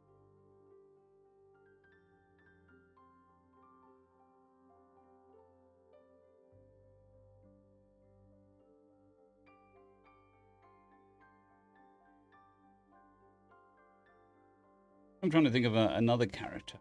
Because I'm very much... my top stuff is humor. Humor is my top of enjoyment, personally. Spifflemonk would probably be up there as well.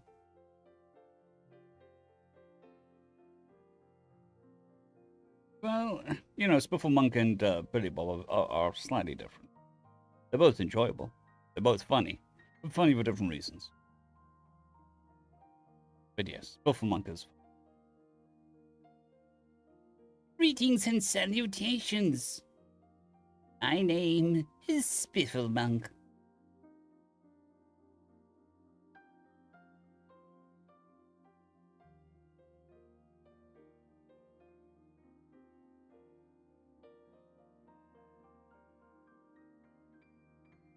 The wrong button, resized my screen.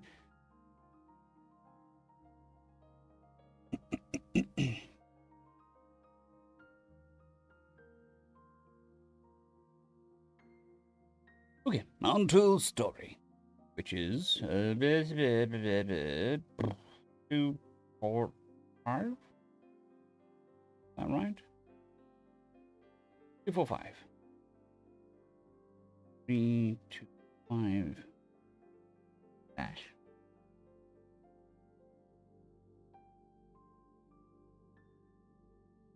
Well, you said a single character, so overall, Delta is a good series. There's no one character there that's like, oh my god, I love that character, to narrate that character. If it would be favorite character to narrate in that story would be New rather than anything else. Or Quiz. Because they're funny. But Spiffmonk and Billy Bob are a lot longer and very specific onto one character. Rather, Epic Loot is a more ensemble thing.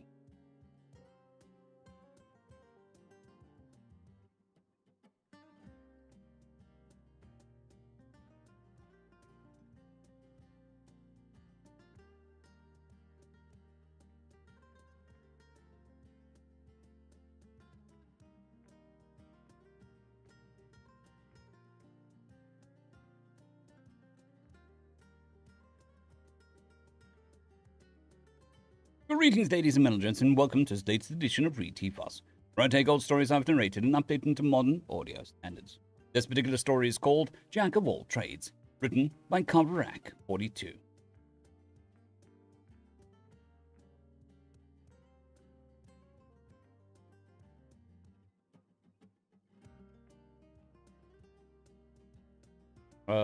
Well, he's the Void was used more often than his actual name. I know which one you're talking about.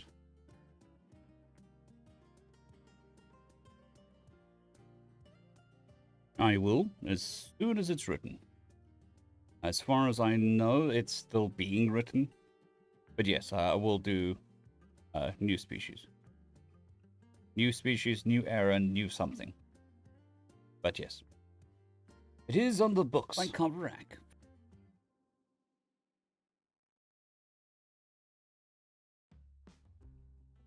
Their race had a saying, Jack of all trades, master of none. And for us, it fit them perfectly. Our empire had discovered the humans on a scarcely inhabited arm of the galaxy, as part of our third expansion, and, as with all new races discovered, quickly ascertained their strengths and weaknesses. Our empire's success was due to the formation of many species, all contributing their unique skills for the greater. There was this cryless, insectoid creature, which there was the crylith insectoid creatures, which, there was the crylith insectoid creatures, which could cover ground exponentially. There was the crylith insectoid creatures, which could cover ground exceptionally quickly. The Vor with their insane strength. The Rakshar with their unparalleled sense of sight and smell. Oh, like a bad headache.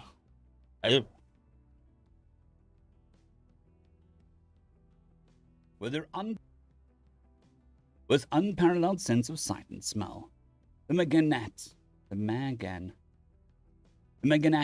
who had long ago cast aside their organic form and fully embraced technological mastery, and outraced the Zsat. The Zaysat? The Zayset. We were natural diplomats and tacticians, and it was on the bedrock of our race's mediating that the rest of the empire had been formed.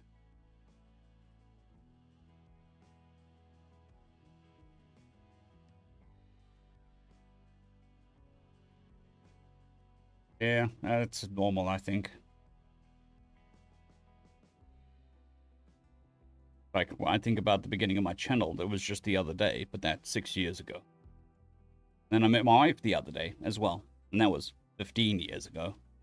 Everything is the other day to me. The rest of the empire had been formed.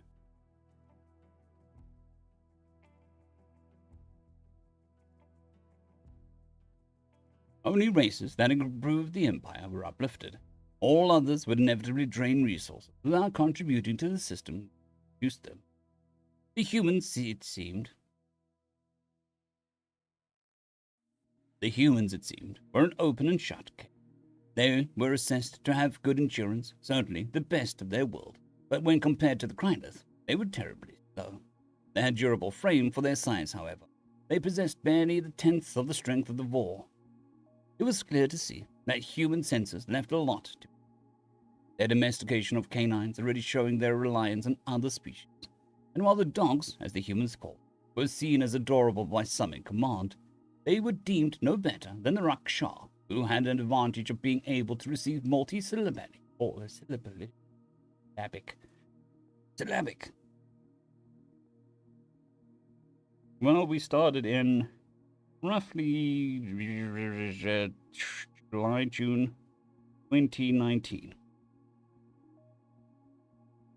Somewhere around. For 6 years, the channel's fast approaching 6-year anniversary. Who had an advantage of being able to receive multi-syllabic orders. It went without saying that the humans' technology was pitiful. The repeated clicking of the magnets, The repeated clicking of the magnate's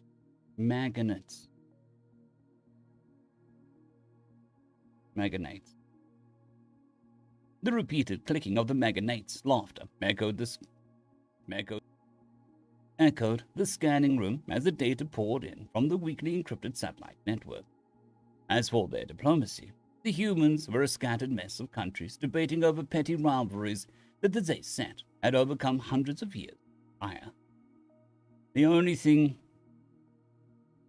humanity had to offer was their planet, a rare garden world with huge biodiversity.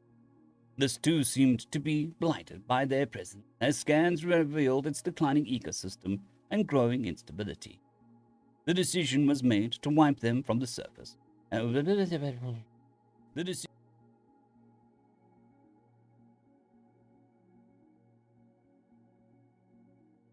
Yeah, that happens too. That happens. The decision was made to wipe them from the surface with a ground invasion to preserve the system as much as possible. Initial contact was over quickly and done by the book. The humans possessed no space fleet, and the few missiles they sent into orbit were swatted away by the magnate lasers, along with their satellites. Next came the ground invasion. The cities, already scorched of natural wildlife by the human obsession with concrete, were bombarded from orbit with landing sites placed in the craters. From there, the humans' own transport links showed how each landing site was almost easily connected. The humans' own transport links showed how each landing site was most easily connected, and a network of supply routes was quickly established, dividing what was left of the humanity into isolated cells to be attacked from all sides. Next, we moved to our tried and true test.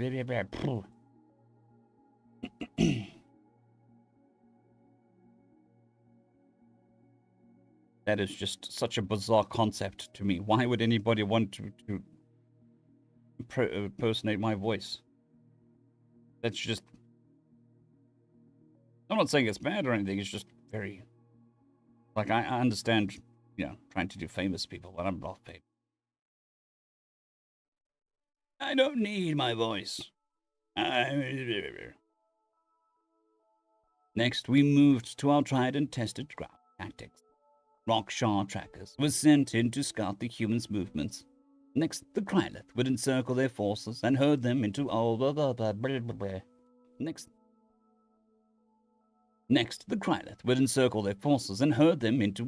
of Vor Juggernaut and Magnate living tanks, focusing on the cells with the largest organized military presence. The humans were quickly routed and subdued. Or so we thought. Initially an annoyance, the ability for a cell to be wiped clean, only for a human presence to be detected several days later, soon became a serious issue. Whilst automated transports carried resources between the larger nodes of our invasion network, the Vor, with their ability to carry huge loads, has always had the duty to carry supplies to the front line. Again and again, the humans would appear from supposedly clear areas and decimate the patrols with heavy weapons.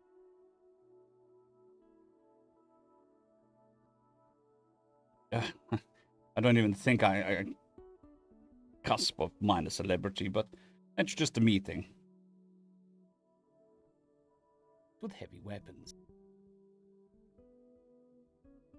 Although, I will say that I was recognized once, which just shocked the crap out of me. It's like, okay, cool. It wasn't anything weird or anything. Like, hey, you're that guy. And I'd be like, yeah, I'm that guy. And I'm like, cool. The fact that anybody recognized me just was beyond. Cannot describe it. Not bad. It's just very, very, very, very, very not used to it. Happens.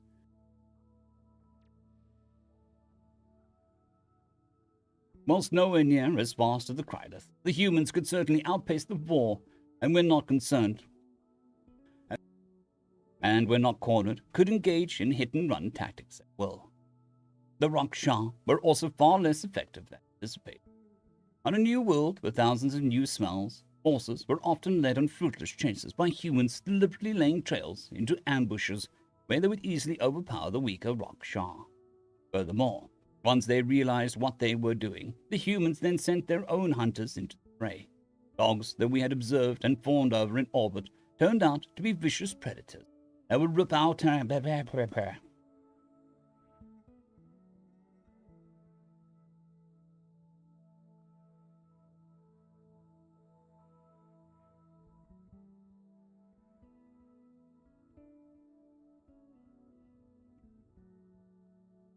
Thank you all for the kind word. But in the world of worlds, 100,000 people is still very, very, very niche. Which, yeah. Oh, thank you, Yamashisha. Thank you.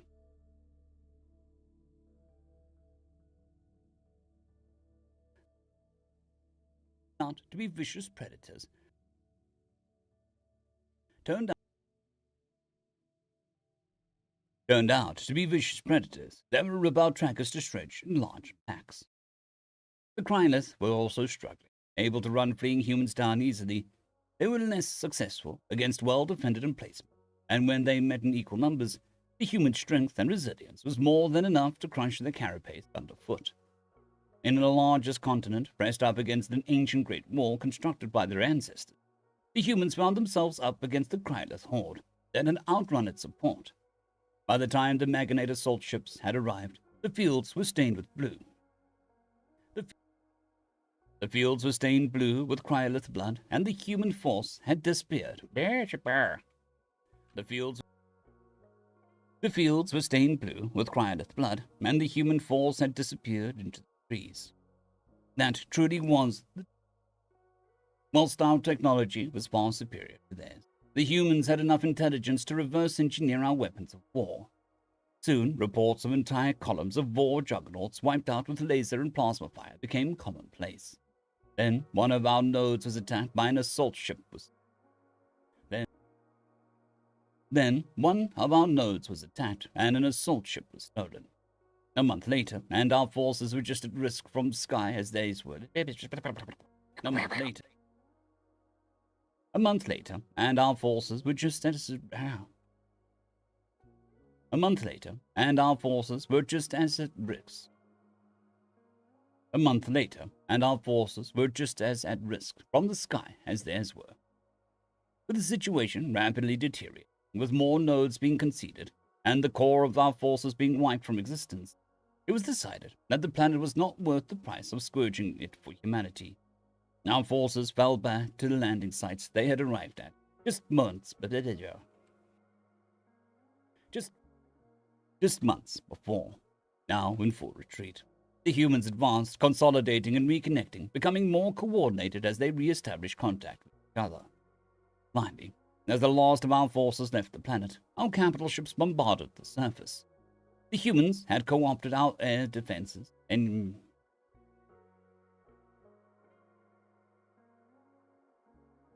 many of the first salvo were intercepted. Nothing, however, could intercept that many shots, and several made it to the surface. It was then that we realized that we were doomed. The brilliant white flashes were followed by equally brilliant blue glow of reverse-engineered Magnite shields. The very same network that we had constructed to protect our infrastructure and later our forces from air attack had been turned into a planet-wide defense. As the months followed, we were pushed from low orbit by their ground-based laser array. by their ground-based laser arrays. Then we were pushed from high orbit by their starship. The human stocky stature allowed them to perform maneuvers that would cripple all but the most robust magnet, and their learning curve in space engagements was remarkably short. By the time reinforcement fleets had taken our cries for help seriously, the humans had completely liberated the planet.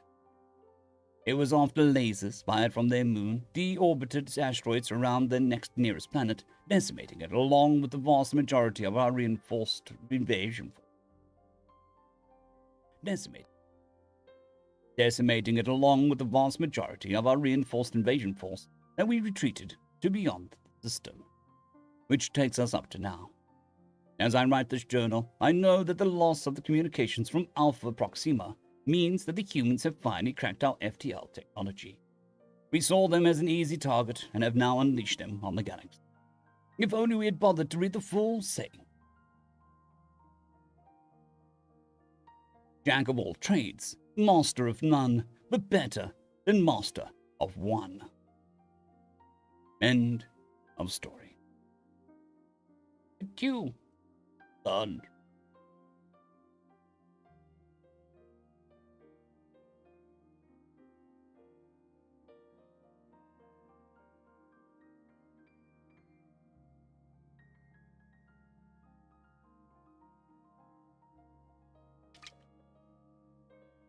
Oh, Kevin.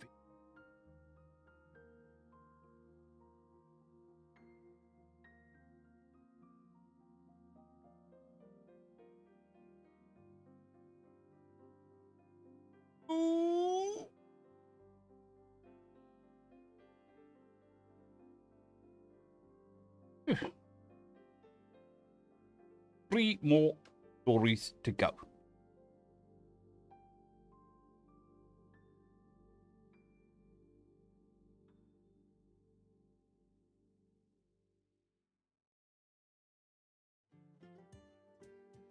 Blech, blech.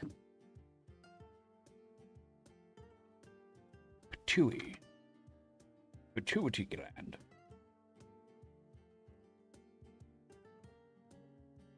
Okay. What are we doing? 243, 246. Humanities prize. Huge manatee. That reminds me of a funny story, the huge manatee story. It's funny. Humans are space to war. I think it's the name of the story. And their pet manatee.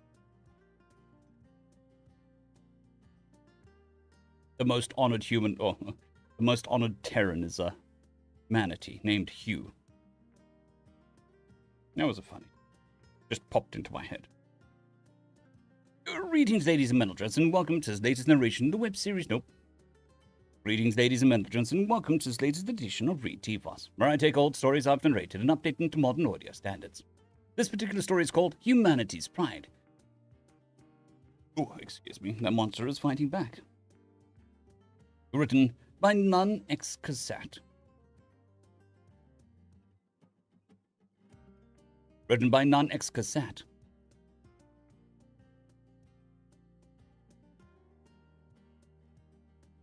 We cannot afford to ask the humans for help. Jun Al-Ah, my council's premier, was entirely correct. However, this did not prevent the other 6 councillors from challenging her. What does the honorable premier propose then? Should we simply wait to be annihilated by the Hyler horde? Zorgo Badol of House O was not only the newest addition to the council, but also the loudest member. He seemed to not realize this. So whenever he spoke, the usual headache caused by the current state of affairs was considerably exacerbated.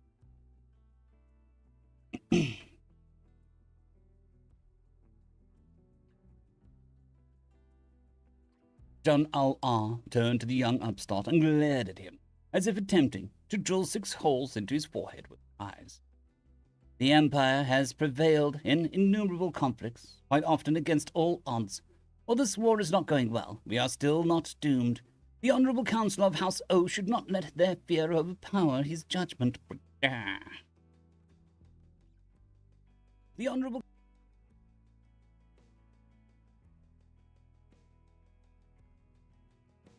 Honourable Councillor of House O should not let fear overpower his judgment. I knew, even before she finished her sentence, that the youngster would explode at this remark. It was even more deafening than I had anticipated. The Premier speaks of cowardice, yet the lands of her house are still far from the front line. Well, we are doing all the fighting. We take the brunt of the Hylar attack, fighting for each system with everything we have. There is no cowardice here. We are perfectly willing to die for the survival of our species. But without external help, all that awaits us is annihilation. However bitter and annoyingly loud the young councillor's exclamation may have been, I feared that he was, just like the Premier, speaking the truth. Our situation was dire, and we could all feel it. The ensuing silence lasted far too long, and was broken only by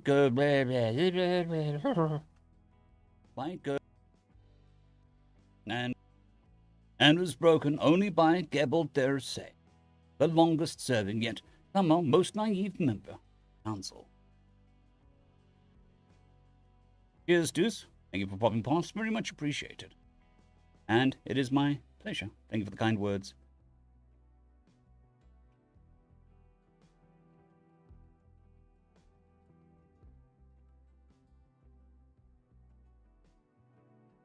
If I may interject, I believe that there is still hope to help.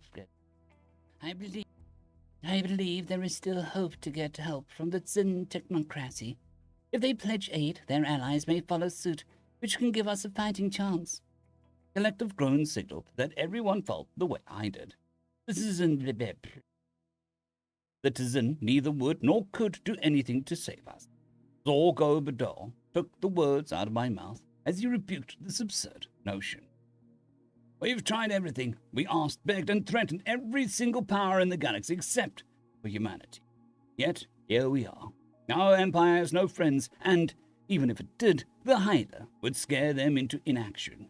Since the Horde takes no prisoners, we only have the two options: fight and die alone, or pay the outrageous price and watch humans annihilate our enemy. His thunderous bellow was hard to stomach, both due to its volume as well as the painful accuracy at which it described our current condition. Yet, he was not finished. The Honourable Councillor should not confuse the pleasant trade relations between House E and the Tzin with any affection they may hold for the Empire. The technocracy has all... The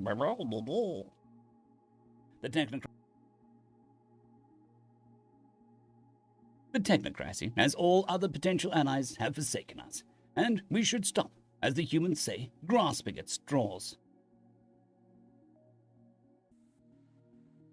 The room again fell to silence, with murmuring between several attendees, the only sound within it. The Premier could see that she was being left alone and attempted to reassert her authority.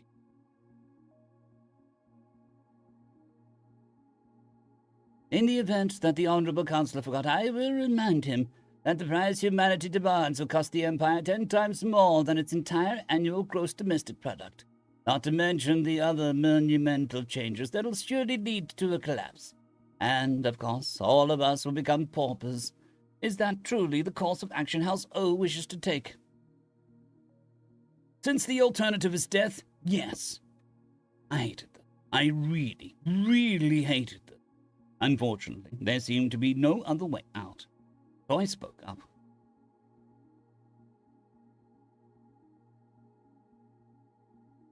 We thank the wise councillors. Their advice is, as always, invaluable. Considering the current position and the recent losses suffered, it is with a heavy heart that we have made a decision. Our Imperial Majesty has come to a conclusion that the Empire should approach humanity and pay their price, so that our species can survive. I saw some anger, but mostly relief on the faces of the room. However hard it was to admit, they realized that this was the only non-catastrophic decision that could be made. Karasu knew.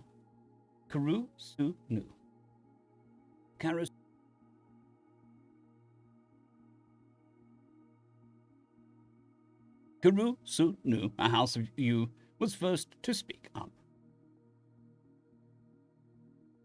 I believe I speak for the entire council by thanking the Imperial Majesty for their brilliant conclusion. However, there are some reservations, keeping in mind the immense value of the human's price. Are we certain that they will defeat the Hyla? And also, could we consider the possibility of reneging on the deal if the Hyla are indeed defeated? All humans do if we refuse to fulfill our end of the bargain. I was reminded that, unfortunately, my council was not staffed by the best and brightest. Instead, whichever sibling of the house's head was most disrespected. Instead, whichever sibling of the house's head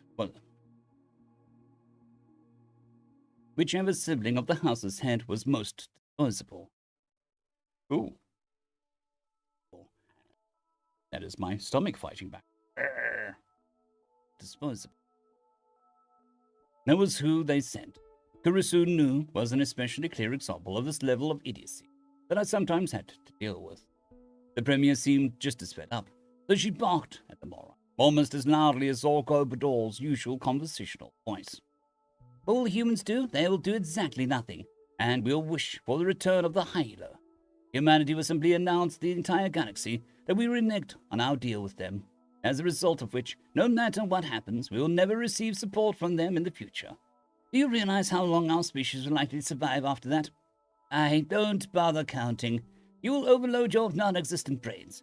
Ever since the humans showed up on the galactic stage, they have been the primary deterrent of wars. It is internet.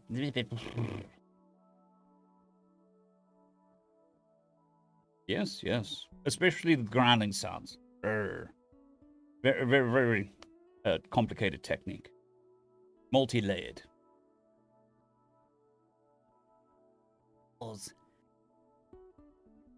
They always say speak from your stomach. It's just, taking that to the next level.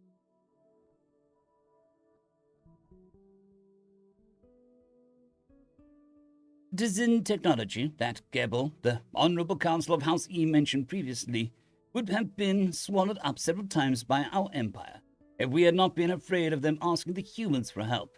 And considering specifics of Zen society, they would have been far more able to pay humanity's price.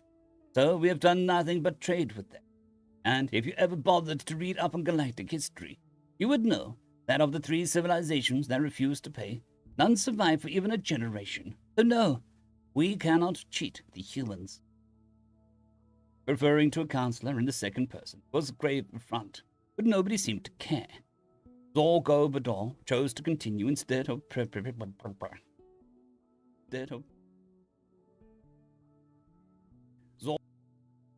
Zorgo Bador chose to continue instead of the Premier, who had stopped to catch her breath.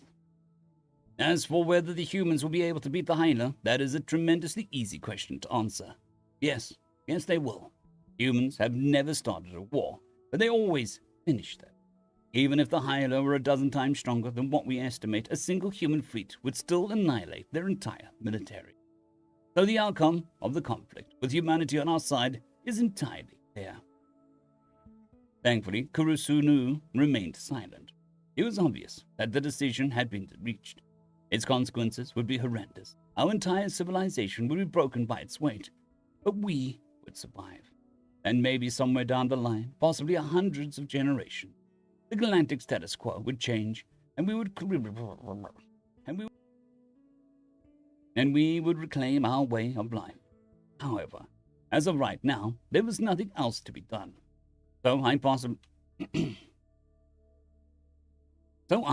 possibly for the last time, referred to my council. Now, Imperial Majesty thanks the council for its priceless insight. The decision is final. We will approach humanity and tomorrow, likely at sunrise, will address the people. You are dismissed.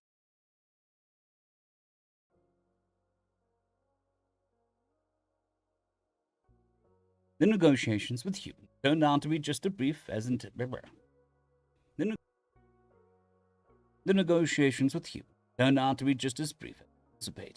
Their demands were atrocious, but we knew that beforehand. So, just as I had told the council, at sunrise in the capital, I broadcast my message simultaneously to all systems of the Empire. Our fellow citizens, we greet you. May your future be bright. It is with great sadness that we announce to you the decision made to save us all. As of today, we have entered into an alliance with humanity, meaning that our combined armies will annihilate the Hyla horde in short order. The imminent end of the war is, of course, cause for celebration. But unfortunately, with it comes the weight of the infamous price to be paid for the human support. We would not undertake such a heavy burden if the peril of our empire found itself in was not so grave. But, sadly, there was no other alternative besides all of us fighting and dying bravely. While some of you may have preferred such a choice, in our imperial wisdom, the continuation of our species was considered to be more suitable course. As a result, while the Empire will not be obliged to make any direct or indirect payment to humanity, a monumental change will need to take place in our society. We will have to learn to live with it and bear the cost stemming from it. However much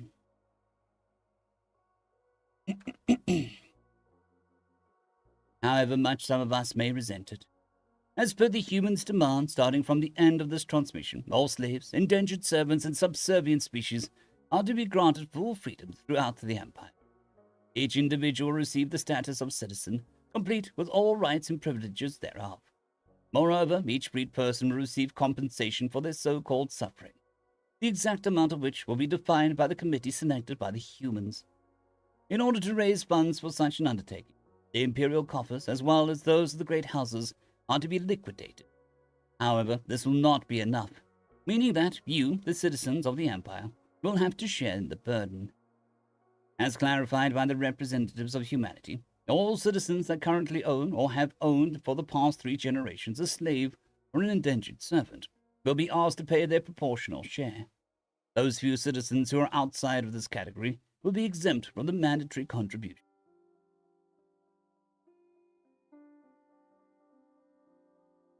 Once the matter of payments is decided, the great houses will dissolve and humans will assist us in creating a new order. Representatives will be elected by all citizens, including the former slaves, and they will form a new body that will replace the Imperial Council. This new body will advise the Emperor from then on. These are the demands that were put forth by humanity and accepted by the Empire. We will pay the price, and we will survive. While you may not unjustly feel that your entire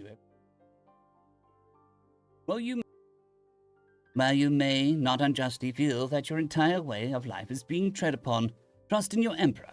It'll get better. Please, let us get through this dark period of our lives together. Our fellow citizens, we bid you farewell. May your future be bright. End of story.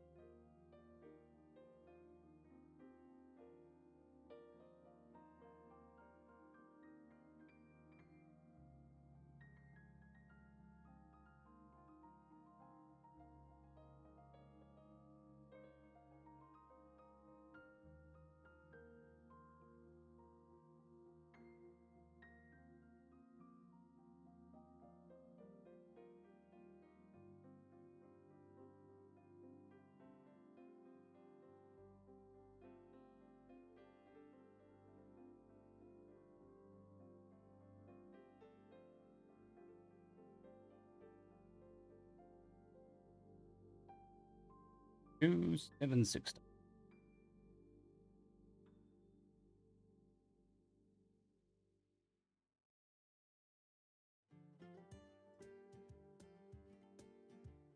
Greetings, ladies and managers, and welcome to this latest edition of Tales from Outer Space, where I take stories from across the internet and read them for your entertainment.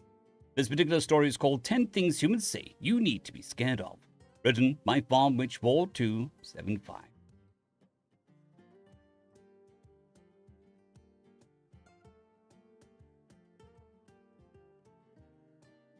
I'm sure he's fine, James. Sometimes life gets in the way of life. Glossary of human terminology and phraseology. For the convenience of new members to the Galactic Confederacy. Forward. Welcome to the Galactic Confederacy. Before you begin your official duties or receive any assistance as needed, a short orientation period is necessary. However, in case of an emergency such as war, disaster, or other such circumstances, you will receive aid immediately. Regardless of circumstances, this document serves as a guide to the galaxy's most eccentric members, humans. Eccentric member, humans. Humanity were the creators of the Confederacy. Initially, they decided to try form a federation of states of sorts, but differences in galactic politics and resource logistics meant that systems was not viable. That system was not a viable option. So they created the Confederacy instead. We all operate under our own system of government, with agreements for free trade and security for merchant fleets and pirates. Registration system.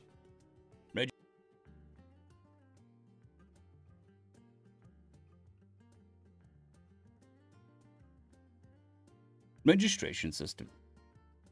Registration systems to prevent fraudsters and, as you probably know by now, a universal criminal registry to protect the galaxy against ne'er-do-wells. But one thing about humans, they're very eccentric, strange, unpredictable. Some might even say insane. Be that as it may, they have become an indispensable, immutable, unimaginably needed resource, and most would say friend within the galactic community. Also, for the most warmongering members of the galactic community, a fair warning. Humans have this thing where they have no sense of scale, no chill. No chill and the engineering prowess to make this silliness a reality.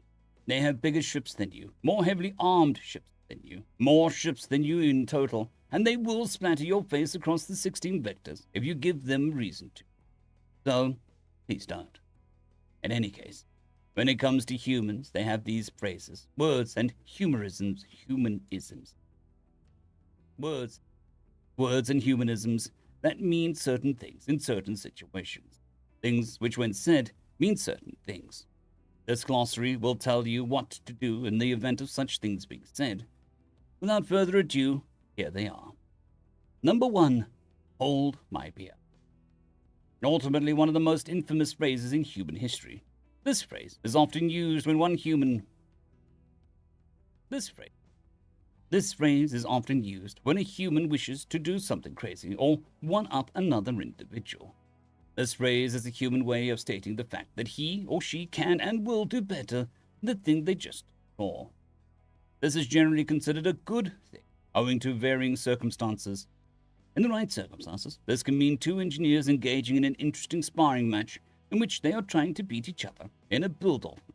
This usually means the galaxy has another glorious innovation of technology, or a really big censored-off gun to use against the Confederacy's enemies. Or it could be used as a reason for you to drop everything and run. This is not an invitation for you to actually hold a human spear. Ask the counselor from Homaris 4 who did that once. He regretted it. This is not an order for you to take the human spear from him. The great Marinkus. The great Marinkus, the fifth from the Sonara sector, still has nightmares about that day. This is not an invitation for you to take the human spear and drink it, even in jest. You cannot ask the last guy who did that. He can no longer speak. Number 2, don't worry about it. This is one of the most terrifying phrases a human can say. This usually happens when something bad is about to happen, is happening, or has happened. This phrase is uttered during, before, or after a disastrous event. This phrase was originally used by humans to lie to alien crew members in an attempt to calm or placate them in case of emergency. Then that human did something suicidally insane to stop the problem from being problematic, usually to their detriment and or death. When a human says to you, don't worry about it, the first and only thing you should do is worry about it. When you are finished worrying about it, say your last goodbyes to that human. You're likely not going to see them again. At least, not alive. The only good thing about this phrase and its subsequent The only good thing about this phrase and its subsequent utterance is the problem The only good thing about this phrase and its subsequent utterance is that the problem it is in reference to, almost always within a 98% margin, gets resolved, fixed, or finished. Number 3, would. This is undoubtedly the most dangerous thing a human can say, especially when they're looking at you, but not for the reason you think. But nowhere near as dangerous as the word will, but also not for the reason that you think. The reason for this entirely The reason for this is entirely due to humans and their breeding habits. Yes, exactly the opposite reason you think. Human reproduction is one of the most complicated systems ever discovered by sapient life. They have no off switch and will actively attempt, if possible, to bonk anything that tickles their fancy. Unlike most denizens of the galaxy, humans will engage in sexual activity for entertainment, and they have no seasonal fertility cycle. The good news is that humans themselves are quite delightful. They are perhaps the most appealing species to look at, and they are perhaps the most appealing species to look at and be around. Natural body warmth, mammalian in nature, omnivorous with symmetrical features. Sounds nice, doesn't it? There are 2 ways to handle the situation of a human looks at you. There are 2 ways to handle the situation of a human looking at you and saying, "Wah." There are 2 ways to handle the situation of a human.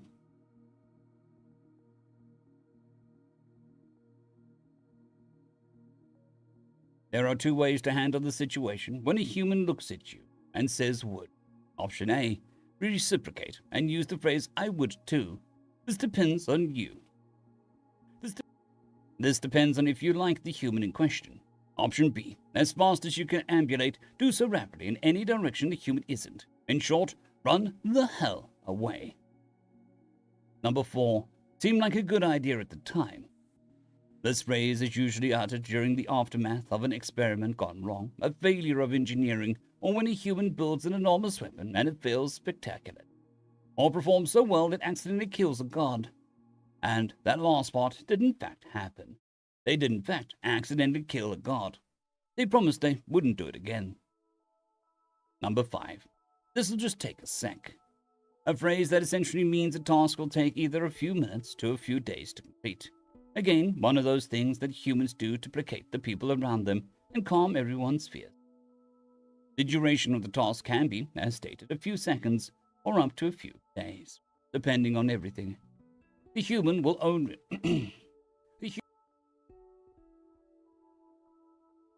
The human will often repeat this phrase during the task if you ever ask him how it's going, and regardless of duration, will usually follow up by stating, "See, I told you it would only take a sec," even if it took several weeks. Number 6. This is going to hurt.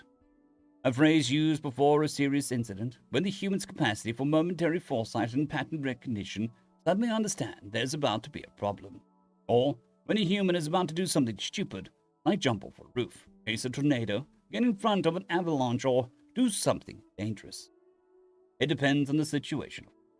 But it can either mean the human who spoke it just warned you to take cover or retreat to safety, or as a cue for you to retrieve the first aid kit. Upon hearing this phrase, first consider the context. First consider the context, then do the following. Option A. If it's a stunt, a dangerous trick, or something other leisure. If it's a stunt, a dangerous trick, or some other leisure activity, shrug your shoulders or analog thereof, and retrieve the first aid kit.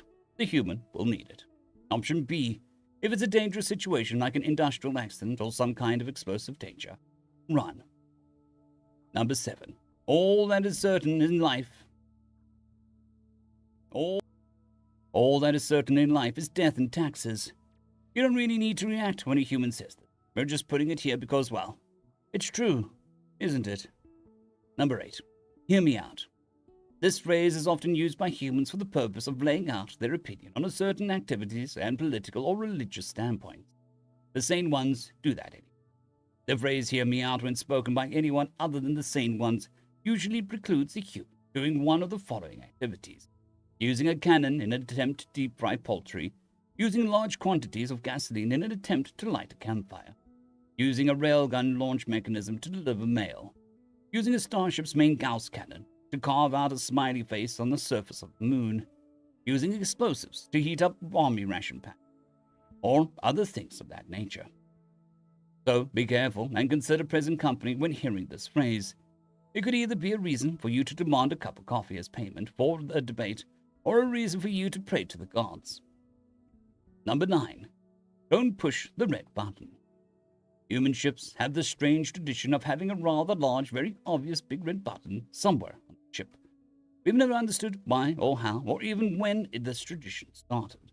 But every single ship has somewhere in it.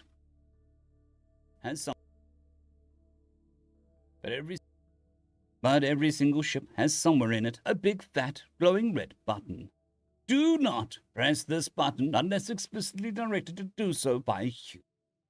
This button has been pressed accidentally or out of curiosity, or bad things happened, such as enabling a nuclear warheads present on every human ship, activating an automated security protocol that exterminates all non-registered crew members, activating the self-destruct sequence, activating the blow-up at random star cannon, enabling a shield system that prevents anyone from leaving the ship, ever, enabling a time drive that jumps the ship to the 1970s for some reason.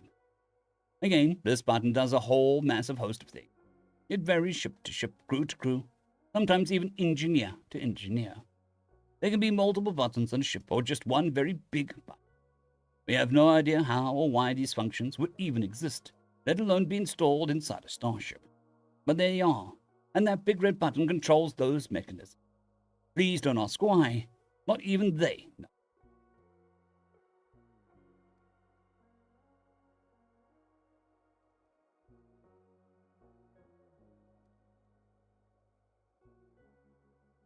Number 10. I wonder if it tastes like chicken.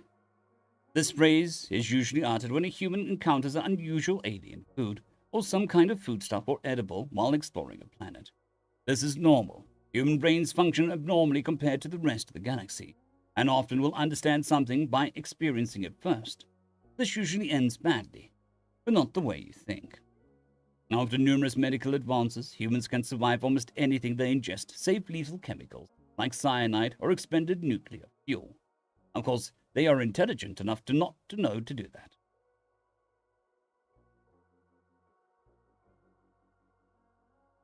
Of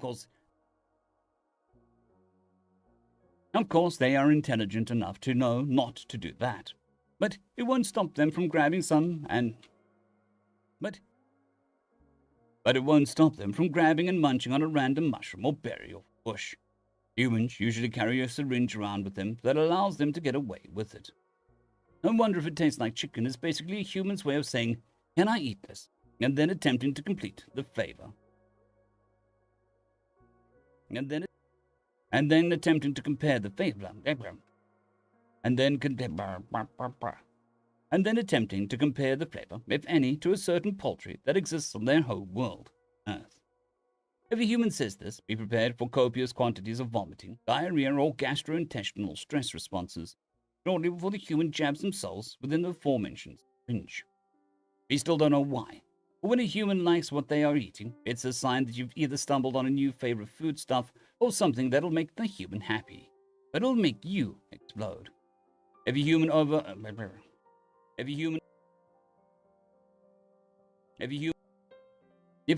offers you this, if you are there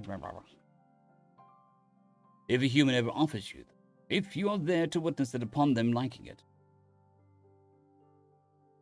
If a human ever offers you this, if you are there to witness it upon the human liking it, politely decline and state that you are on a diet. This will get them to back off. And that'll be for the orientation. There is a lot more, obviously, but outlining the some odd 2,000 phrases used by humans would result in this orientation pamphlet being the size of a large 700-page novel. We will let you get used to how things work on your own time. We had to. Now you do too. Welcome to the Galactic Confederacy. We hope you are well. We hope we hope you are well. End of story. Yeah, voice isn't doing too great today. Already starting to give out. So I don't think we'll do another story. This will be the last one for today. Stretch. No,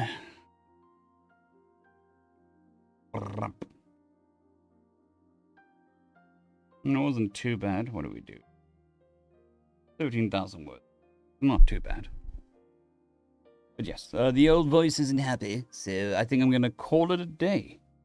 Thank you all for spending your time with me. It's very much, especially in this modern age where attention is drawn in every direction. Hope you have a fantastic day, evening, night. If you are in any of the affected zones of extreme weather and the like, I hope you stay safe, and I'll see you all tomorrow.